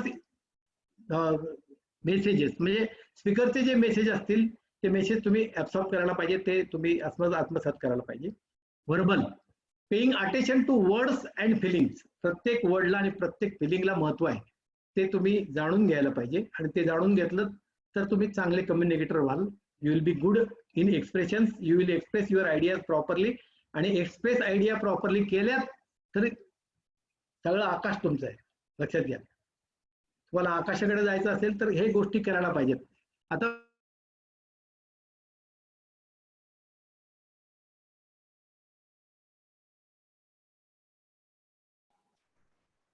Pramod भाई, ऍडिक्वसी. आता बघा, या माझ्या लेक्चरमध्ये तुम्हाला आवश्यक असलेल्या गोष्टी मिळाल्या की नाही मला माहित नाही, पण कम्युनिकेशन स्किल हा जरा टेक्निकल विषय असल्यामुळे मी स्लाइड शोवर ना घेतला. क्लॅरिटी, ऍडिक्वसी, आपल्या नॉलेजची ऍडिक्वसी असायला पाहिजे. इंटिग्रिटी, स्वतःची प्रामाणिक असायला पाहिजे, की मला येत नाही ते उगाच बोलण्यात काही पॉईंट नाही. लक्षात घ्या, मी आता उगाच कुठले बिल गेट्सची वगैरे वाक्य टाकायला लागलो. मला त्यातलं काही जे माहिती असेल तेच मी वापरायला पाहिजे, अदरवाईज नाही वापरायला पाहिजे. इंटिग्रिटी पाहिजे आणि टायमिंग पाहिजे. Timing should be perfect. तुमच्या बोलण्याचं टायमिंग अतिशय परफेक्ट पाहिजे आणि ते जर परफेक्ट असेल तरच उपयोग होईल, अदरवाईज उपयोग होणार नाही. त्यामुळे टायमिंग पण महत्वाचं आहे. तुम्ही बोलताना कुठल्या मोमेंटला बोलता, दॅट इज ऑल्सो इम्पॉर्टंट. कोणालाही इंटरप्ट करून बोलणं it's a bad manner in communication. कोण जर बोलत असेल तर त्याला मध्येच थांबून उगाच बोलणं, दॅट इज बॅड मॅनर. त्याला लेट हिम कम्प्लीट. त्यांनी जे कम्प्लीट केलेलं ते तुम्ही थिंक करा, तुम्ही ऍब्सॉर्ब करा, and then your response will be educated response. Your response will be knowledgeable response. तो रिस्पॉन्स तुम्हाला जर योग्य द्यायचा असेल तर कम्युनिकेशन तुम्हाला प्रॉपर करायला पाहिजे, तरच ते तुमचं होतं, अदरवाईज होत नाही. How to do develop your communication and explore related skill, oral, written, non verbal. त्याच्यावरती आपलं बरंच बोलून झालंय. त्याच्यामध्ये ऑडियन्स अवेअरनेस, ऑडियन्स आपला कोण आहे त्याचा अवेअरनेस पाहिजे. क्रिटिकल लिस्निंग काय आहे त्याचं ते महत्वाचं आपल्याला असायला पाहिजे. बॉडी लँग्वेज तुमची चांगली असायला पाहिजे. रिटर्न मध्ये अकॅडमिक नॉलेज पाहिजे तुम्हाला. नंतर रिव्होल्युशनरी थॉट्स पाहिजेत. क्रिटिकचं तुम्ही थोडासा अभ्यास करायला पाहिजे. एखादं क्रिटिक काचेवर बोललं तर काय करेल तो बघायला पाहिजे. प्रेझेंटेशन तुमचं चांगलं पाहिजे. ह्या गोष्टी तुम्हाला पाहिजे. आणि नॉन व्हर्बल मध्ये मात्र ऑडियन्स अवेअरनेस, पर्सनल प्रेझेंटेशन आणि बॉडी लँग्वेज, या 4 गोष्टी महत्वाच्या आहेत. त्या जर तुम्ही विचार केल्यात तर तुम्हाला डेफिनेटली चांगलं कम्युनिकेटर होता येईल. कम्युनिकेशनवर मी तुम्हाला बरंच सांगितलं, कदाचित बरंच बोर केलं असेल. 1 तास झालेला आहे. काही क्वेश्चन तर असेल तर आपण विचारू. एक आणखी थोडासा एक शब्द मला सब्जेक्ट दिलेला आहे, तो म्हणजे बँकिंग सेफ्टी. मी 5 मिनिटं त्याच्यावर बोलणार आहे. बँकिंग सेफ्टी म्हणजे कशासाठी सांगतो की 10वी 12वीचे मुलं आज लेक्चरला खूप असणार आहेत अशी आपल्याला माहिती मिळालेली आहे. सध्या अनेक बँका बुडतायत, अनेक बँकांना प्रॉब्लेम होत आहेत, अनेक सोसायट्यांना प्रॉब्लेम होत आहेत. तर ह्यामध्ये आपल्या फॅमिलीचे फंड्स आपण सेफ कसे ठेवावे ह्याचा ऍडवाइस करण्याची जबाबदारी 10वी 12वीच्या मुलावर आहे, वडिलांवर नाही. वडील जुने आहेत, वडील जुन्या काळातले आहेत. त्यांना जर अवेअर करायचं असेल तर या 4-5 गोष्टी तुम्हाला मी सेफ्टी विषयी, तुमच्या फंडच्या सेफ्टी विषयी सांगणार आहे. मला हा सब्जेक्ट ऍड करायला सांगितलेला आहे. तर आता सगळ्या ह्याच्यामध्ये, सगळ्या बँकिंगमध्ये पहिलं तुम्ही गेलात, कुठल्याही बँकेत तुम्ही एंट्री केलीत, पहिलं तुम्ही जायला पाहिजे नोटीस बोर्डकडे. तुम्ही नोटीस बोर्डकडे गेलात. प्रमोद भाई, हा, सॉरी इंटरप्ट करतोय. काही जणांना प्रश्न आहेत या संदर्भात. आता कम्युनिकेशन स्किलचं झालेलं आहे त्या बरं. संदर्भात, तर अगोदर ते घेऊन नंतर पुढचं बँकिंगचं सुरू करता का? नाही, हे बँकिंगवर तर फार नाही बोलणार आहे मी, थोडंसंच बोलणार आहे. ओके. हा, म्हणजे ते आपण 5-6 गोष्टी आहेत त्या मी सांगतो मेन, म्हणजे नाही तर अदरवाईज बँकिंगचं लेक्चर होईल ते. त्यामुळे ठीक आहे, या 5-6 गोष्टी सांगतो. हा, चालेल. चालेल ना? काय मोठं पाहिजे लेक्चर तुम्हाला? नाही काही हरकत नाही. हा, आपण नंतर एकदम घेऊ, दोन्ही विषयावरचे येतील ना. ओके. आता बघा की तुम्ही बँकेत गेलात, नोटीस बोर्ड वाचलात, नोटीस बोर्डवर एक मोठी रिसीट लावलेली असते. ती रिसीट जी असते ती डिपॉझिट इन्शुरन्स कॉर्पोरेशनची असते. ही रिसीट तुम्ही, तुमच्याकडे मोबाईल असतो, ऑलवेज व्हॉट्सअपवर फोटो काढायला पाहिजे त्याचा. तुम्ही तुमचे पैसे सेफ आहेत की नाही याचा विचार करता, या बँकेत मी पैसे ठेवतोय, हे माझे पैसे सेफ आहेत की नाही याच्यासाठी मी तुम्हाला 5 कान मंत्र देणार आहे. हा DICCचा प्रीमियम त्या बँकेने अप टू डेट भरलेला आहे की नाही, हा वर्षातला 2दा भरायला लागतो. हा अकाउंटला डेबिट पडत नाही, त्यामुळे आपल्याला कळत नाही की या बँकेने भरला की नाही. जर त्या बँकेने तो प्रीमियम भरला नसेल तर you should stop from depositing in that bank. तो प्रीमियम भरलेला असला पाहिजे. Deposit insurance corporation of India. तुम्ही बँकेत एंट्री केली, एखाद्या ब्रँच मॅनेजरकडे गेलात, मला तुमचा अहवाल द्या म्हणून तुम्ही साधी गोष्ट सांगायला पाहिजे की मी तुमच्याकडे अकाउंट करणार आहे, तुमच्याकडे फिक्स डिपॉझिट ठेवणार आहे, तुम्हाला पैसे देणार आहे, मला तुमचं थोडंसं तुम्ही अॅन्युअल रिपोर्ट द्या. तो अॅन्युअल रिपोर्ट घेतल्यानंतर तुम्ही 4 गोष्टी त्यात बघायच्या. 4 गोष्टी, फक्त 4 गोष्टी बघायच्या आहेत. आणि त्या अॅन्युअल रिपोर्टमध्ये ह्या 4 गोष्टी छापणं रिझर्व्ह बँक ऑफ इंडिया आणि बँकिंग कंपनी रेग्युलेशन ऍक्ट प्रमाणे कंपल्सरी आहे. पहिला जो आहे तो CD रेशो, म्हणजे क्रेडिट टू डिपॉझिट रेशो, म्हणजे त्या बँकेची लोन किती आणि डिपॉझिट किती. हा रेशो 65% वर असेल तर यू शुड नॉट डिपॉझिट, असं माझं मत आहे. हे माझं मत आहे, पर्सनल मत आहे. लक्षात घ्या, रिझर्व्ह बँक ऑफ इंडियाकडे आपल्याला 3% बँकेला कॅश ठेवावी लागते, 25% त्यांना रिझर्व्ह बँकेकडे फिक्स डिपॉझिट ठेवावी लागतं, म्हणजे 28%. आणि 65% लोनिंग, म्हणजे 65 ने 28, 73 ने 20, 93, 60% बफर. जर तुम्ही 65% वर गेला तर ही बँक स्वतःच्या रिसोर्सेस पेक्षा जास्त लेंडिंग करते, हे तुमच्या लक्षात यायला पाहिजे. त्यामुळे तो अॅन्युअल रिपोर्ट टाळताना CD रेशो हा मॅप काढलेला असतो, मस्त ग्राफिक काढलेला असतं. आमचा CD रेशो 70%, 80%, 90%.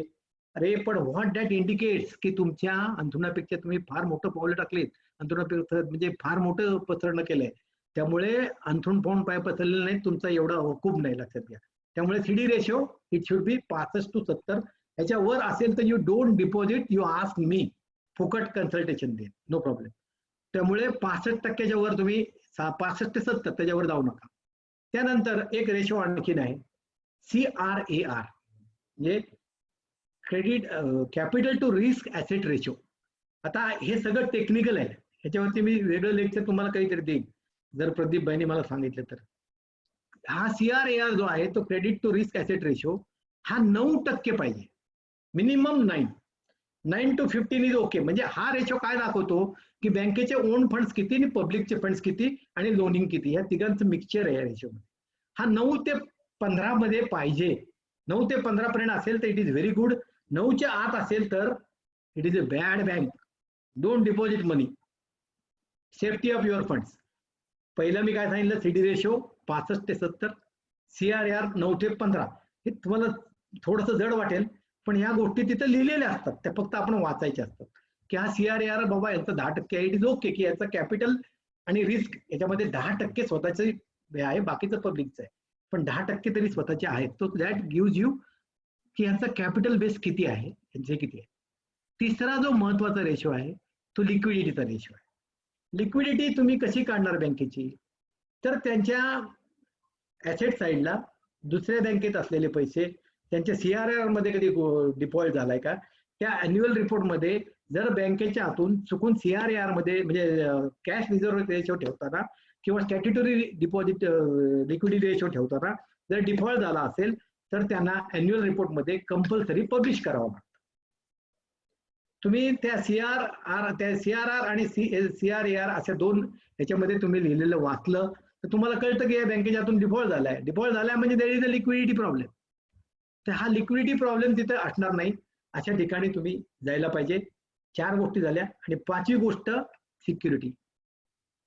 लक्षात घ्या की PMC bank once was considered as a topmost bank in India. तेच आता माझी स्वतःची बँक सारस्वत बँक आज इंडियातली नंबर 1 बँक झाली. नंबर 2 सॉरी, DSB बँक पहिली आणि नंबर 2 सारस्वत बँक. ह्या गोष्टी तुम्ही त्या अॅन्युअल रिपोर्ट मधनं वाचू शकता.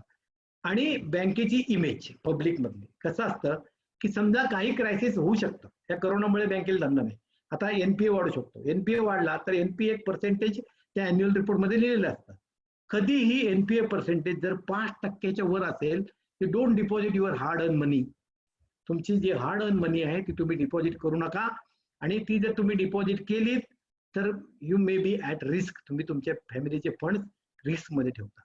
तर ह्या गोष्टी 5 गोष्टी तुम्ही चेक केल्यात, चांगलं आहे. तुम्ही कुठल्याही बँकेत गेलात, एसी आहे, टाइम्स ऑफ इंडिया ठेवलेला आहे, टाइम मॅगझिन ठेवलेला आहे, चांगले रिसेप्शनिस्ट आहे, गुलाबाची फुलं लावलीत, अष्टरची फुलं लावलीत, काही बघू नका.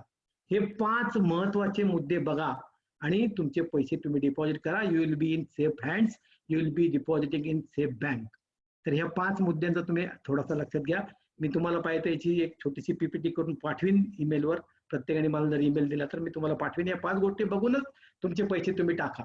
या सगळ्या गोष्टी सगळ्या ठिकाणी कंपल्सरी आहेत आणि या अॅन्युअल रिपोर्ट मध्ये प्रेझेंट केलेल्या असतात. पहिली डिपॉझिट इन्शुरन्स कॉर्पोरेशनची receipt, CRR SLR default, CRR किती आहे, एनपीए किती आहे आणि लिक्विडिटी काय आहे. या गोष्टी तुम्ही बघा. या गोष्टी चेक करूनच तुम्ही तुमच्या बँकेत पैसे टाका, तर तुमच्या बँक तुम्हाला व्यवस्थित पैसे देईल. आता करिअर इन बँकिंग विषयी दोन शब्द बोलतो. जेव्हा मी लग्नाला आलो होतो तेव्हा मी बँकेत नोकरीला होतो. मला 30 ते 35 मुली सांगून आल्या होत्या. आता बँकेतल्या मुलांना मुलीच नाही मिळत. बँकेतली नोकरी नको म्हणतात लोक. लक्षात घ्या, बँकेमध्ये एवढे रिस्क झाले. आता बँकिंग हे साईडला झालंय, आयटी वर गेलंय. बँकिंग फारच साईडला गेलंय. पण बँकिंग मध्ये there is a very much gap at the top. Very much gap. 66व्या वर्षी मला आता मी उद्या सकाळी जर ऍप्लिकेशन केला तर मला 5 अपॉइंटमेंट येतील जिओच्या. लक्षात घ्या, टॉप लेवलला फार गॅप आहे. त्यामुळे तुम्ही नेहमी टॉप लेवलला जायचा प्रयत्न करा. आता आयबीपीएसच्या वगैरे एक्झाम असतात, सगळे नॅशनल स्कूल ऑफ बँकिंग आहे, आयबीपीएस आहे, या सगळ्यांच्या एक्झाम देऊन you should go at the top. तुम्ही क्लार्क ऑफिसर याच्या मागे लागू नका. यू आता याच्यामध्ये अनेक गोष्टी आल्या आहेत. फंड्स मॅनेजमेंट आहे, ट्रेझरी मॅनेजमेंट आहे, तुमचं लिक्विडिटी मॅनेजमेंट आहे, अनेक प्रकारची क्रुशियल गोष्टी बँकिंगमध्ये आल्यात. या गोष्टी करायच्या असतील. आता रिस्क मॅनेजमेंट आहे. Banking has become risk. पूर्वी बँकेची डेफिनेशन होती accepting deposit for the purpose of lending. आता नाही आहे. आता बँकेची definition bank is risk. Bank आणि रिस्क दोन्ही 4 अक्षरी शब्द आहेत, हातात हात घालून जात असतात काय. त्यामुळे आता तुम्ही अभ्यास करा आणि करिअर करायचे असेल तर टॉप लेवलला जायचं तुम्ही धोरण ठेवा. टॉप लेवलला बँकेच्या खूप गॅप आहे आणि तिथे चांगले पगार असतात, आयटीच्या लेवलचे पगार असतात. If you become a general manager of A bank U will definitely get 30 lakhs 40 lakhs package at today's rate. आता तर तुम्ही बाकीच्यांशी कम्पेअर करू शकता. बारीक गोष्टीचा जर विचार केला तर म्हणजे आता ती करिअर लोकॅलिटीवर राहिलेली आहे. कदाचित म्हणजे मी वाक्य बोललो की त्यावेळी आम्हाला लग्नाला बँकेत नोकरी असेल तर मुलगी डोळे झाकून द्यायचे. आता बँकेत नोकरी असेल तर 4 वेळा चष्मा घालून डोळे मुलगी देतात. थँक्यू, धन्यवाद. आता विचारा प्रश्न काय असतील ते. एक मिनिट प्रमोद भाई. हा चालेल ना. आणखीन काय करायचंय का? सुबोध,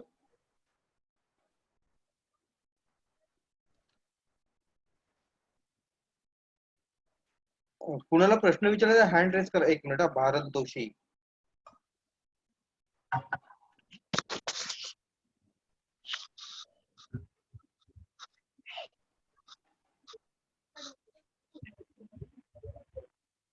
हा नमस्कार धनी. नमस्कार नमस्कार भाई, कसं काय? भारत बोलतोय तू बॉम्बेवरून. हा हा बोला, मी ओळखलं. अच्छा, ओके. वाढदिवस. अगदी मला मी 1976 ला मार्केटिंग मॅनेजमेंट करत होतो. हा हा हा त्याला जे लेक्चरर यायचं त्याचा मला आता अनुभव आला. अतिशय छान लेक्चर झालं. हा हा माझा प्रश्न आहे की माझ्याकडे अशी काही एक्सपर्ट लोक आहेत की ते सहज मीटिंग जिंकून येतात. सहज मीटिंग सहज जिंकतात. हा हा हा हा दे ओन द मीटिंग. तर असं बरं.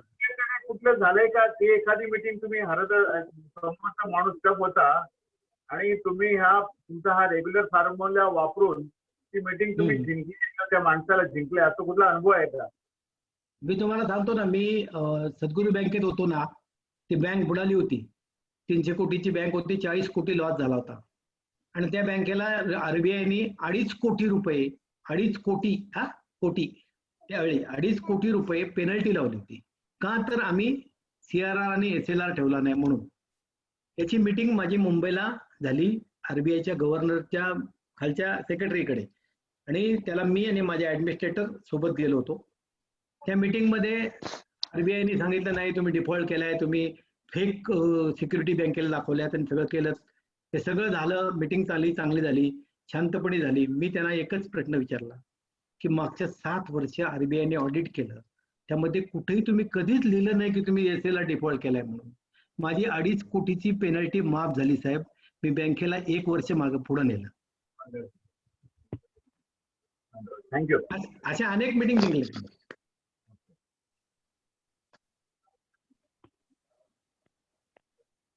सुबोध, अजून कुणाचे प्रश्न आहेत?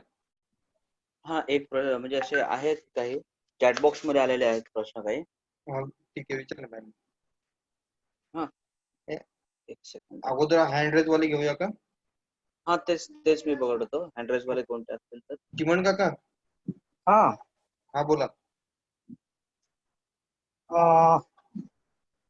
प्रमोद, हा बोल. अरे ते DICGC क्लेम जे असतं ना, हा हा हा आता बऱ्याच कोऑपरेटिव्ह बँकेत मी बघितलं, तर माझ्याच बिल्डिंग मध्ये CKP बँक आहे.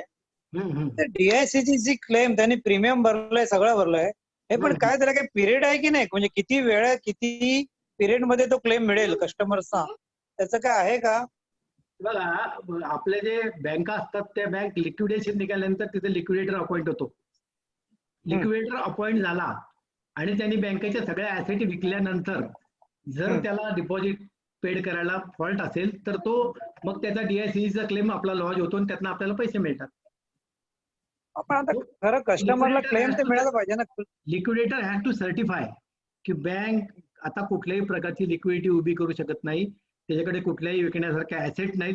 त्यामुळे DICGCने आता डिपॉझिटरचे क्लेम त्यांना द्यायला सुरुवात करावी. जेव्हा आपण एखादी बँक लिक्विडेशन मध्ये काढतो तेव्हा क्लेम आपला पहिल्या दिवशीच जातो सगळ्यांचा. आता 5 लाख, पूर्वी 1 लाख होता, तो 1 लाखाचा क्लेम आपला जातो आधी. पण तो मिळतो कधी? जेव्हा ऍडमिनिस्ट्रेटर किंवा लिक्विडेटर सर्टिफाय करतं की आता बँकेकडे काहीही वसूल करण्यासारखं नाही, तेव्हा मग तो क्लेम मिळतो आपल्याला. म्हणजे किती वर्ष लागू शकतं त्याला? किती वर्ष लागू शकतात, पण मिळतात पैसे एवढे नक्की. जनरली 6 ते 7 वर्ष हा पिरियड आहे. 6-7 वर्षात लिक्विडेटर बँकेचे सगळ्या प्रॉपर्टीज विकून टाकतो आणि मग आपला क्लेम आपल्याला मिळतो. आपला क्लेम गेलेला असतो आधीच आणि तो मिळतो आपल्याला, फक्त विदाउट इंटरेस्ट मिळतो. थँक्यू. थँक्स. गुड. रक्षा. येस, हाय, जय श्री कृष्ण सगळ्यांना. आणि मामा, लेक्चर फारच सुंदर झालं. तुझ्या अंडर ट्रेन झाल्याचं मला आज खूप अभिमान वाटला.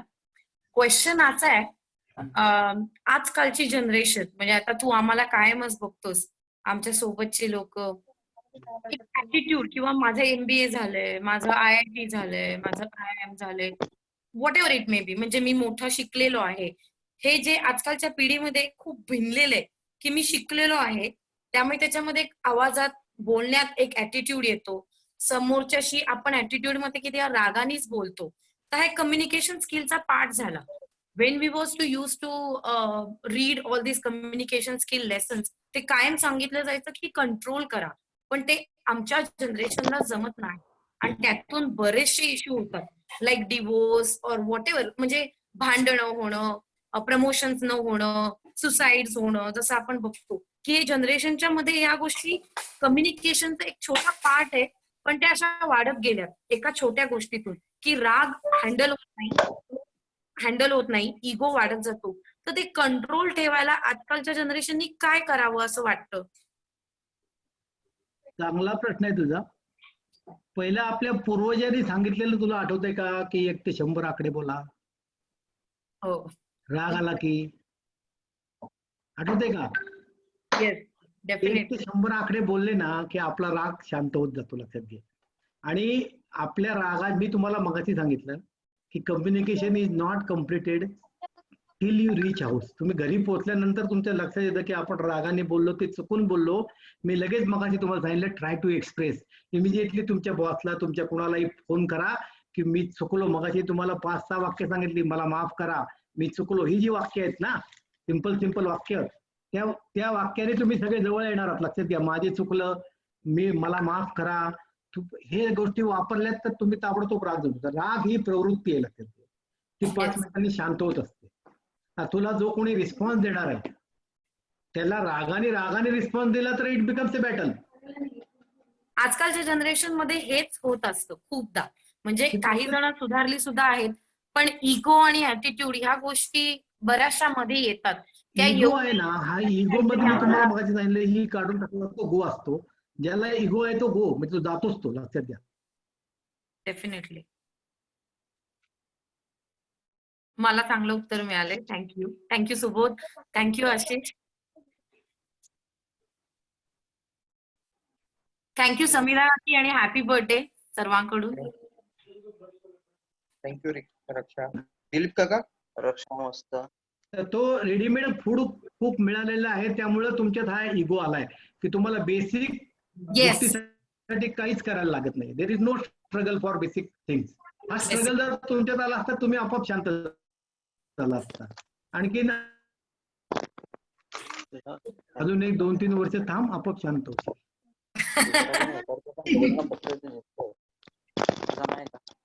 Camera on.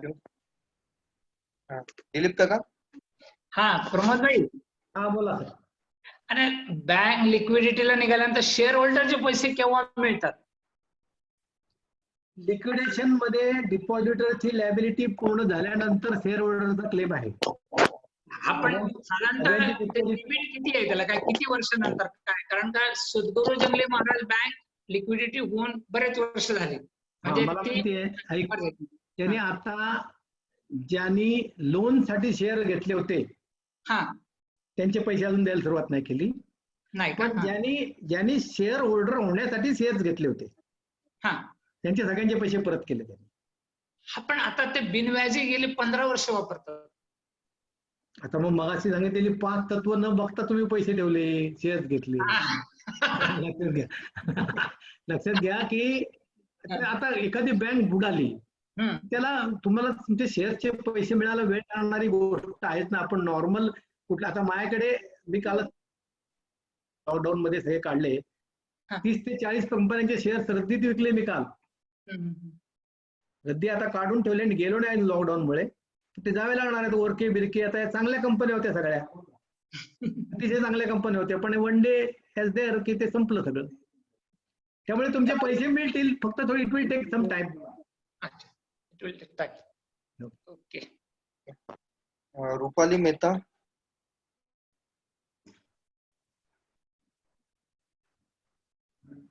रुपाली मेहता.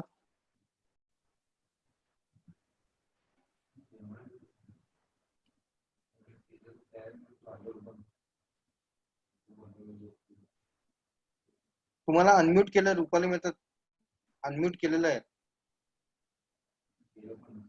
आवाज नाही येत. परत एकदा भारत जोशी आहेत.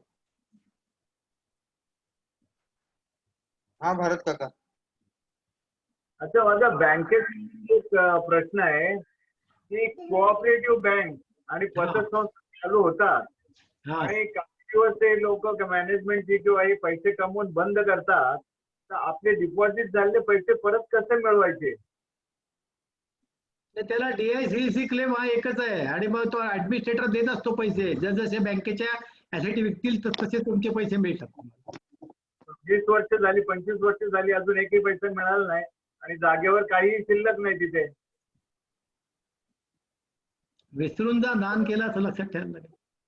देर इज नो अदर अल्टरनेटिव्ह. बघा, ऍडमिनिस्ट्रेटर लास्ट ऍसेट विकून मग ते ऑफिस सोडतो आणि त्यानंतर मग DICC तुमचे पैसे देते. आता DICC कडे जर त्या बँकेने त्यांचे हप्तेच भरले नसतील इन्शुरन्सचे तर तुम्हाला क्लेम पण मिळणार नाही. त्यामुळे ते पैसे, अशा बऱ्याच गोष्टी होतात समाजात. पण मग RBI कन्सल्ट करत नाही का याच्यावर? काय की लोकांचे पैसे बुडवायचे? या लोकांनी धंदाच चालू केलाय काय? बघा कसं आहे की कोऑपरेटिव्ह सेक्टर हे बदनाम आहे, लक्षात घ्या. कोऑपरेटिव्ह सेक्टर मध्ये डायरेक्टर आणि स्टाफ यांचं मिलन असतं. डायरेक्टर आणि काही करत असतात ते, याला म्हणजे ह्या ब्लॉट आहे त्या कोऑपरेटिव्ह सेक्टरला. पण ह्याच कोऑपरेटिव्ह सेक्टर मधली सारस्वत बँक आज भारतातली नंबर 1 ची बँक आहे. It has taken over HDFC, it has taken over SBI. या सगळ्यांपेक्षा मोठी बँक झाली ती आणि त्याच्यामध्ये स्टडी आहे. गुणवान तुम्ही डायरेक्टर बोर्ड बघून पैसे ठेवायला पाहिजेत. रेट ऑफ इंटरेस्ट हा जो आपल्या डोक्यामध्ये एक बसलेला गोष्ट आहे ना, आता सुद्धा माझ्याकडे लोक येतात, साहेब मला 8% व्याज कुठे मिळेल, मला 9% कुठे व्याज मिळेल. अरे जर आता मार्केटमध्ये 6% रेट लोकांना परवडत नाही तर तुला 8% देणारी बँक कशी असेल, हा साधा सिंपल गोष्ट आहे ना. You have to think over this. तुमचे पैसे हार्ड अर्न मनी तुम्ही जेव्हा एखाद्या बँकेत ठेवता तेव्हा फक्त रेट ऑफ इंटरेस्ट कडे बघून ठेवला तर मी मगाशी ज्या 5 गोष्टी सांगितल्या त्या न बघता ठेवल्यासारखंच होईल आणि मग प्रॉब्लेम होईल तो तुम्हाला. भरतभाई नाही, ही गोष्ट होते बरोबर आहे, इंटरेस्ट आहे, आणि पण आरबीआयचं काहीतरी कंट्रोल, लोकांचे पैसे डुबले जातात याच्यावर काही नाही. आरबीआयच्या लोकांच्या डुबलेल्या पैशाची काही घेणं देणं नाही. DICCC आहे. आरबीआय काय नुसतं ऍडमिनिस्ट्रेटर अपॉइंट करते, सगळ्या ऍसेट विकते, त्या प्रमाणात लोकांचे पैसे देतात. आता बघा तुम्ही रुपी बँक जी आहे पुण्याची, ती आता बुडून जवळजवळ 6 वर्ष झाली, पण आता सगळ्यांचे पैसे 50% पर्यंत परत केलेत त्यांनी. म्हणजे आरबीआय एक ऍडमिनिस्ट्रेटिव्ह बोर्ड अपॉइंट करतं आणि तो बोर्ड मग पुढचे डिसिजन घेऊन एक एक पैसे लॅबिलिटी पुरी करतं. पण बऱ्याच कोऑपरेटिव्ह किंवा पतसंस्था त्यांचे पैसे त्यांनी रिटर्नच केले नाहीये. नाही, त्याला मग तुम्ही DDR कडे वगैरे अर्ज करून तुम्हाला त्यांची परिस्थिती काय तिची माहिती घ्यावी लागेल. ती माहिती घेतली तर तुम्हाला मिळेल. त्याचा DDR कडे ऍप्लिकेशन करायचं. ज्या विभागातला ती बँक आहे किंवा सोसायटी आहे त्या सोसायटीच्या DDR ला पत्र लिहायचं की बाबा या असं माझे पैसे मिळत नाहीयेत, व्हॉट इज द प्रॉब्लेम सांगा मला, मग ते तुम्हाला सगळं सांगतील पत्र देऊन. Okay, thank you. पण काय तिथे ऑफिसच शिल्लक नाही तर कुणाला देणार लेटर? नाही, तुम्ही DDR ऑफिस मध्ये गेलात तर तुम्हाला त्यांचे लेटेस्ट पत्ते बित्ते मिळतील सगळं. ओके, 100% त्यांची 88 एन्क्वायरी लागली असेल, काहीतरी लागलं असेल, त्यामुळे you will get the information. नाही तर मला विचारा, मी काढतो माहिती. चालेल, जरूर. ओके. अशोक काका, क्वेश्चन इज ओव्हर. ओके.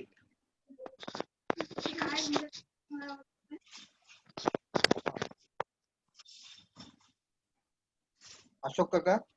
हा, येतोय, आवाज येतोय? हा, येतोय बोला. हा, प्रमोद भाई, मला एक दोन प्रश्न विचारायचे आहेत की पीपीएफ मध्ये ऑड अमाऊंट हा ही ऍक्सेप्ट केली जात नाही का पीपीएफ साठी? नाही, इन टर्म्स ऑफ थाउजंड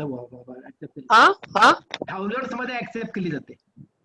नाही, what I mean to say, suppose there is odd amount means 5,750. For example, 5,750. What bank advise that you give the round figure, not 750, either 5,000 or 6,000? Is there any rule? Yeah, it is in thousands only. Acha, it is in 1,000 only. And thousands only. You can deposit in thousands only. Okay. आणि दुसरा माझा मध्ये नाही allowed. Okay. आणि दुसरा माझा प्रश्न आहे की बँकेमध्ये without the knowledge of proper authority means manager, तर 2 क्लेरिकल क्लर्क हे फ्रॉड करतात, तर ते कसं शक्य असतं? 2 क्लर्क विदाउट, आता बघा, विदाउट नॉलेज ऑफ मॅनेजर. आलं लक्षात माझ्या? अशोक भाई, माझ्या लक्षात आले तुम्हाला काय म्हणायचं ते. आता लक्षात घ्या की PMC बँक बुडाली. तुम्हाला PMC बँक मुंबईवाल्यांना माहिती आहे. हो. PMC बँकेने रेग्युलर 2 सर्व्हर ठेवले होते साहेब. अर्धे ट्रान्झॅक्शन त्यांची वेगळ्या सर्व्हरवर व्हायची, अर्धी ट्रान्झॅक्शन त्यांची दुसऱ्या सर्व्हरवर व्हायची, आणि बॅलन्स शीट प्रेझेंट करताना ते फक्त एकत्र करायचे. म्हणजे बाकीच्या स्टाफला एंट्रीच नव्हती त्यात. दे वेर नॉट नोईंग की हा आपल्या बँकेचा बिझनेस आहे म्हणून. अशा प्रकारचा बिझनेस आपल्या बँकेत होतो, तो बोगस होता. लक्षात घ्या. आता 2 क्लार्क जेव्हा एकमेकाशी संगनमत करून फ्रॉड करतात, तेव्हा तो डेफिनेटली चेक करायला पाहिजे, तो त्या ऑफिसरने करायला पाहिजे. बरोबर आहे? You will agree? बोला पाहिजे.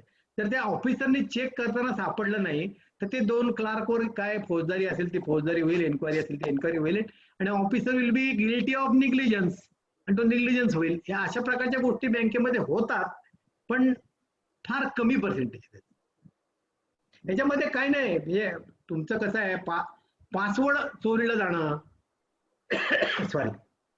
पासवर्ड चोरीला जाणं म्हणजे तुम्ही पासवर्ड मध्ये काहीतरी एंट्री करता आणि टॉयलेटला जाता, त्यावेळी तो पासवर्ड बघितला जातो आणि मग त्यात गडबड होते. त्या अशा प्रकारच्या गोष्टी आपण क्लार्कनीच अवॉइड करायला पाहिजे. तर 2 क्लार्क जर एकत्र आले आणि त्यांनी फ्रॉड केला इट इज ए पोल्युशन आहे, आणि ते पोल्युशन असेल तर त्याला ऑफिसर जबाबदार आहे. He should find out in the evening की हे काय झालं म्हणून. ते जर त्यांनी नाही केलं तर he will be held responsible. Okay, thank you thank you. Okay okay. Jayant मामा. हा बोला. हॅलो. हा बोला बोला. हा प्रमोद भाई, हा बोला. नमस्कार. तुमचं लेक्चर फार छान चाललेलं आहे. हा हा. It is good going. अच्छा. माझा प्रश्न असा आहे की हा. दीपावली इन्शुरन्सचा जो लिमिट आहे 5 लाख रुपीज, दॅट इज हा, हा. ऍप्लिकेबल टू ऑल बँक्स की अकॉर्डिंग टू मी की नॅशनल बँकेकरता तो ऍप्लिकेबल नाही आहे? नाही नाही, it is applicable to all banking sector. That is applicable to all banking sector. पण नॅशनल बँकेकरता असं लिमिट काही आहे का? नाही नॅशनल नाही, बँकेकरता 5 लाखच आहे. 5 लाख Even- only, सगळ्या बँकांना 5 लाख. इव्हन नॅशनल बँकेत पण? हो हो 5 लाख. एक लक्षात घ्या की नॅशनलाइज बँकेमध्ये त्यांचं शेअर कॅपिटल हे गव्हर्नमेंट कडे हेल्ड आहे. त्यांचं हा, शेअर बरोबर आहे. कॅपिटल ऐका, शेअर कॅपिटल गव्हर्नमेंट कडे असल्यामुळे there is no question of failure of nationalise bank. हा, म्हणून म्हणतो की practically actually what is the pollution? Practically, nationalized banks are government-owned banks. Maybe 49, maybe 51. त्यांचे प्रॉफिट सगळे गव्हर्नमेंटला ट्रान्सफर होतात. बरोबर. त्यांचे एनपीए, त्यांची प्रोव्हिजन सगळी गव्हर्नमेंटला ट्रान्सफर होते. त्यामुळे हो. Government is at the back of the that nationalise bank. It is not responsible. पण government is at the back of the they will see that की इट इज नॉट फेल्ड. लक्षात घ्या, ही जबाबदारी आहे रिझर्व्ह बँक ऑफ इंडियाची आणि गव्हर्नमेंटची की nationalise bank collapse होणार नाही. कितीतरी बँका आता 40% एनपीए वर आहेत नॅशनलाइज मधल्या. पण दरवेळेला नवीन इश्यू काढून त्याच्यामध्ये इक्विटी टाकली जाते आणि त्या बँकेला सावरलं जातं. लक्षात घ्या. आता तसंच हे आता कोऑपरेटिव्ह मध्ये ज्या शेड्यूल्ड बँक आहेत, त्या शेड्यूल हे आरबीआयने केलेलं शेड्यूल असतं आणि त्या शेड्यूल मध्ये त्या बँकेला तो दर्जा दिलेला असतो आणि तो दर्जा दिलेला असल्यामुळे तो सांभाळणं ही आरबीआयची एक प्रकारची नैतिक जबाबदारी राहते. त्यामुळे नॅशनलाइज बँकेचं त्याला गव्हर्नमेंट ओन्डच आहेत त्या जवळजवळ. त्यामुळे जरी ते कागदोपत्री नसल्या तरी दे आर गव्हर्नमेंट ओन्ड. त्यामुळे त्या कधी फेल्युअर जाणार नाहीत. डोंट वरी.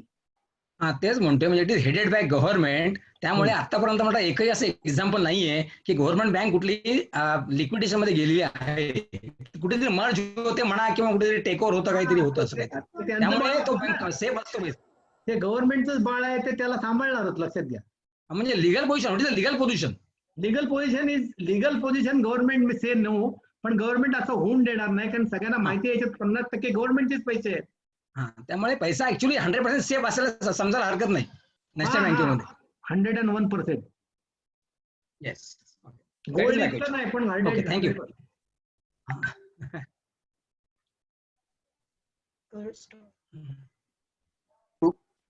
सुबोध. हा, चॅटबॉक्स घे ना. चॅटबॉक्स मधला भाई नमस्कार. सेशन खूप छान झालं. आता 11 वाजत आले तरी सगळे बरेच जण अजून जागे आहेत, म्हणजे आपलं सेशन चांगलं झालेलं आहे. किती तुम्हाला चॅटबॉक्स आता पार्टिसिपेंट एकूण साधारण 70 पार्टिसिपेंट्स आहेत, म्हणजे 70 फॅमिलीज बघतायत.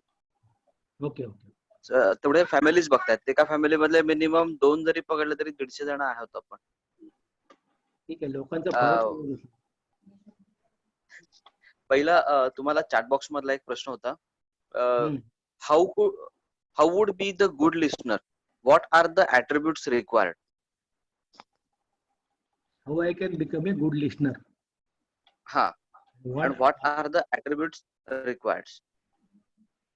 बघा, कोणाला जर गुड लिस्नर व्हायचं असेल तर 2-3 गोष्टी तुम्हाला आत्मसात करायला पाहिजे की कुठल्याही माणसाला इंटरप्ट करायचं नाही.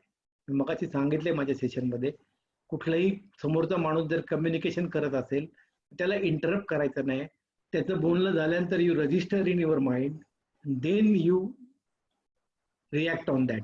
That will improve your listening price. सगळ्यात जगात जड गोष्ट आहे ऐकणं. ही फार जड गोष्ट. तुम्ही बघितलं, कारण ह्याच्यात हे नाहीये, एंटरटेनमेंट नाहीये. त्यामुळे ही ऐकून ते आत्मसात केलं तुम्ही, तुमच्याकडे रजिस्टर झालं, then you give response. Immediate response is always faulty response. त्यामुळे लिस्निंग म्हणजे शांतपणे ऐकणं आणि ऐकल्यानंतर रजिस्टर करून घेणं स्वतःला, आणि रजिस्टर केल्यानंतर त्याच्यावरती रिस्पॉन्स देणं. That is whole process is listening.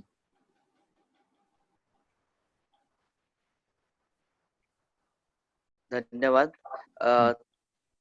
त्यानंतर दुसरा प्रश्न होता how we communicate if someone argue more or talking false. काय how we communicate How we communicate if someone argue more or talking false. बघा any एका एखादा आलं लक्षात माझ्या any argument without integrity is not sustainable. शेवटी सत्याचाच विजय होतो म्हणतो ना आपण. कुठलंही आर्ग्युमेंट जर खोट्या गोष्टीवर बेस्ड असेल तर ते टिकत नाही. लक्षात घ्या. You have to keep listening झाल्यानंतर तुम्ही फक्त एखादंच वाक्य बोलू शकता की हे सगळं खोटं आहे म्हणून. बस that's all. That will end the topic. भांडत बसू नका. आर्ग्युमेंट वाढत जातात त्याने तुमचा काय फायदा होत नाही. तुमची उलटे एनर्जी खलास होते. त्यापेक्षा त्याला बोलून द्या की ते खोटं बोलतं. जेवढा कम्प्लीट बोलून झाल्यावर त्याला सांगायचं बाबा आय एम सॉरी तुम्ही खोटं बोलताय मला काही तुझ्यामध्ये इंटरेस्ट नाही. That's all. That will serve your purpose.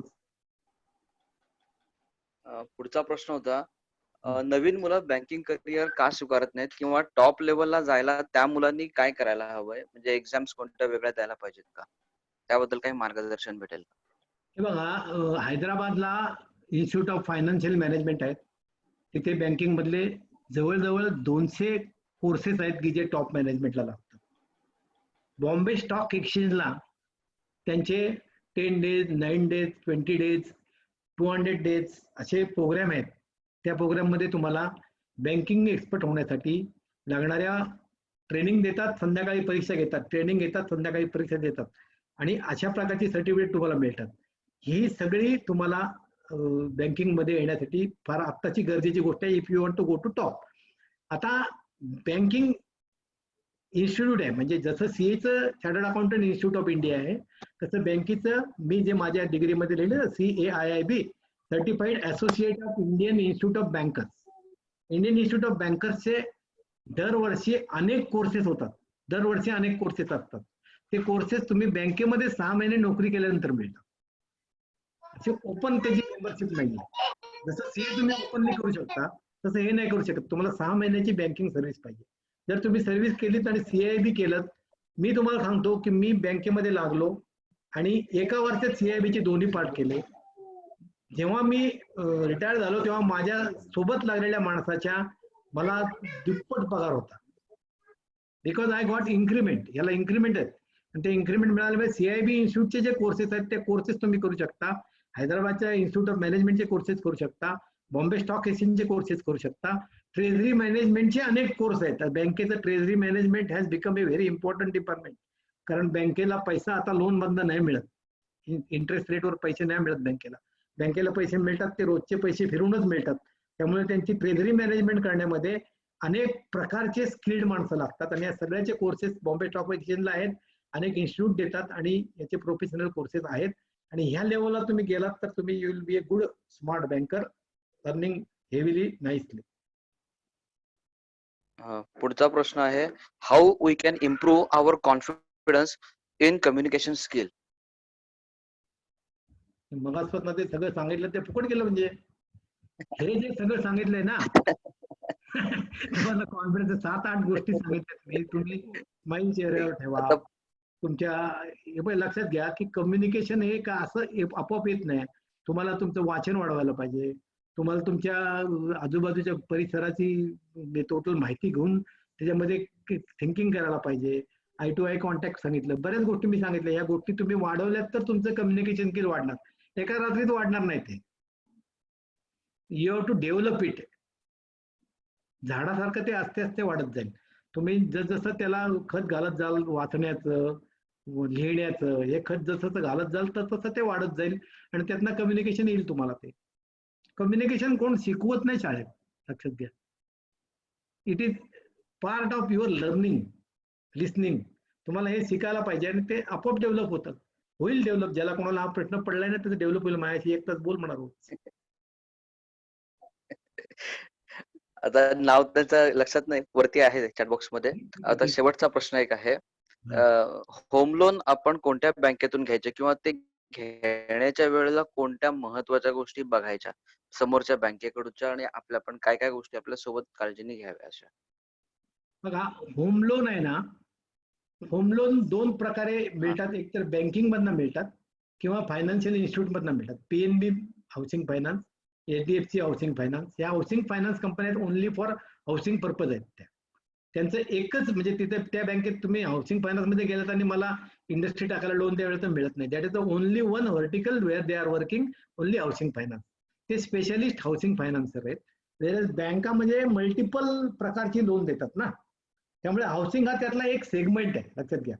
त्यामुळे हाऊसिंग लोन घेताना तुम्ही 2-4 गोष्टी बघायच्या की बँकेची क्रेडिबिलिटी काय, म्हणजे कसं क्रेडिबिलिटी इन द सेन्स तुम्ही पैसे घेतलेले असतात, तुम्हाला द्यायचे नसतात, त्यामुळे there is no question of dubbing or money. पण चोरटे चार्जेस लावणे, सिटी बँक, ह्या काही बँक आहेत की ज्या अननेसेसरी पैसे लावत असतात. त्यांचं अर्निंगच ते असतं, कारण हाऊसिंग लोन मध्ये प्रॉफिट नाहीये. त्यामुळे तुम्हाला 2 गोष्टी बघायला पाहिजेत. एक तर टेन्युअर ऑफ द लोन, तुम्ही तुमची रिपेमेंट कॅपॅसिटी काढून तुम्हाला किती वर्षाला लोन पाहिजे हे ठरवायला पाहिजे. समजा तुम्ही 12 वर्षामध्ये रिपेमेंट करू शकत असाल तर may be housing finance company will give you good rate, कारण त्यांना ते लवकर पैसे मिळणार आहेत. त्यामुळे तुम्ही तुमचं टेन्युअर काढायला पाहिजे की मला कुठल्या पिरियडसाठी हे लोन अवेल करायचं आहे आणि किती वर्षात हे फेडायचं आहे. जर तुम्ही 20 वर्षाचं घेतलं तर तुम्हाला रेट जास्त पडणार, 15 वर्षाचं घेतलं तर तुम्हाला रेट जास्त पडणार. पण तुम्ही असं ठरवलं की मी 10 वर्षातच फेडेन तर you will get lesser rate of interest. म्हणजे खूप कॉम्पिटिशन आहे.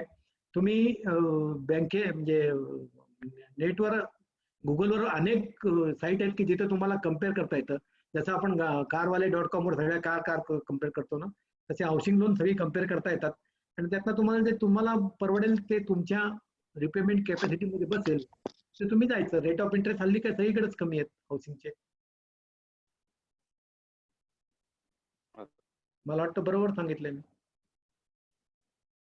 खूप छान. सगळ्याच प्रश्नांची उत्तरं खूप छान झाली आहेत, समाधानकारक पण झाली आहेत. सगळ्यांचं समाधान नक्कीच झालं असेल.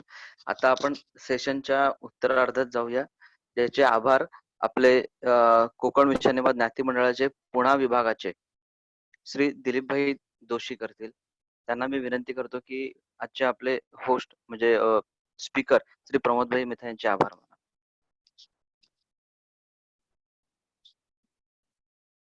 हा दिलीप काका बोला. आशिष केलं, अनम्यूट केलं त्यांना. हॅलो, अनम्यूट केलंय का?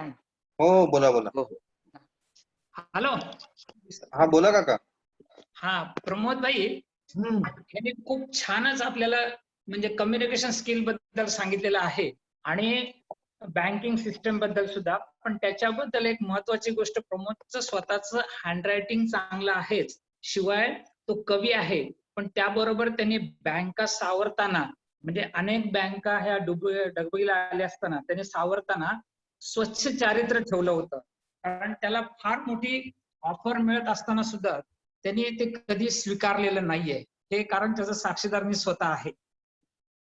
म्हणजे त्याला बँका सावरताना काही वसुली करावी लागत होती. सद्गुरू जंगले महाराज बँक फार मोठी बँक बोलावली त्यावेळेला, आणि त्यावेळेला त्याला जे लोन घेणारे होते त्यांनी बरीच मोठी ऑफर दिली तरी त्यांनी कधी स्वीकारली नाही. म्हणजे तो स्वच्छ चारित्र्याने त्याने आतापर्यंत सर्व काम केलेलं आहे. रिसेंटली त्यांनी सोलापूर कोऑपरेटिव्ह बँक सुद्धा इथे ट्रेनिंग दिलेलं आहे आणि बरंच काही चांगलं काम केलेलं आहे समाजासाठी त्याने, आणि समाजाचं सुद्धा त्यांनी चांगलं काम केलेलं आहे. त्याने आपण जो हा कार्यक्रम टोटल विषाण्यामा समाजासाठी जो आपण कोकण विषाण्यामाने जो चालू केलाय त्याच्यासाठी त्यांनी वेळ आपल्याला दिला, त्याबद्दल आपण त्याचे आभार मानतो. पण हे ऍक्च्युअली औपचारिक आभार आहेत, कारण तो आपला एक हक्काचा माणूस आहे. त्याला आपण कधीही बोलवू शकतो, कधीही विचारू शकतो आणि तो कधी आपल्यासाठी हजर राहील. मला खात्री आहे त्याला केव्हाही आपण फोन करून विचारू शकतो कुठल्याही गोष्टीबद्दल. पण तरी सुद्धा औपचारिकदृष्ट्या त्याचे आभार मानण्याचं कर्तव्य आहे, त्यामुळे आपण सगळ्यांतर्फे मी त्याचे आभार मानतो. ओके, खूप छान, खूप छान. आम्हाला अभिमान आहे, असे खूप ऑनेस्ट आणि जेंटलमन आपल्या समाजात आहेत. हा, स्वच्छ चारित्र्याचा माणूस आहे.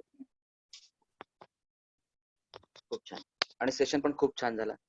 छान सांगितलं. प्रदीपभाई जॉईन झालेत. हे सुबोधला नाही ना वाक्य लागू? सगळ्यांना लागू आहे. ठीक आहे, ठीक आहे. Okay, bye. चला. चला. सगळ्यांना जय श्री कृष्ण. कार्यक्रम झाला, एकदम छान कार्यक्रम झाला. प्रदीपबाईंनी चांगली अरेंजमेंट केलेली आहे आणि पुढे पण ही चालू राहील याची मला खात्री आहे. प्रदीपबाईंनी नाही, सगळ्यांनी केले हो भाई. सगळ्यांनी केलंय, पण प्रदीपबाई सगळ्यांना गुंफून ठेवलंय तुम्ही. नाहीतर हे ऍक्च्युली मणी सगळे असे आजूबाजूला विस्तरलेले होते, ते एका माळेत गुणून आता एकत्र आलेले आहेत ते सगळे. ते साताऱ्यांचं हा. साताऱ्याचं पुस्तक आहे ना का? हा? साताऱ्याचं पुस्तक आहे, विणेला मोती काहीतरी आहे ना, भजनाचं पुस्तक. हा. Correct. डोंबिवलीचं आहे. हा, डोंबिवलीचं आहे, डोंबिवलीचं. डोंबिवलीचं आहे ते. डोंबिवलीचं आहे का? हा. त्यांचं साताऱ्याचं आहे, गुंजाना माळ काहीतरी असं. हा आहे, त्याचं पुस्तक आहे, पण हे वेणेला मोती डोंबिवली आहे. हा, विणेला मोती डोंबिवलीचं आहे, बरोबर. एनी हाऊ, मधीच मला जरा जावं लागलं, पण एनी हाऊ चला, मी लेक्चर ऐकीन. सेक्शन झाला आणि त्यांनी चांगली कम्युनिकेशन स्किल बद्दल चांगलीच माहिती दिली आपल्याला. तसं तो अनेक बँकेत त्याने टॉप लेवलला काम केलेलं असल्यामुळे त्याला बँकिंग क्षेत्रात खूप अनुभव आहे. म्हणजे डगबगीला आलेल्या बँका सावरणं हे त्याचं बरंच मोठं कार्य आहे. हो, पण आमची ऑफर त्यांनी नाकारली होती.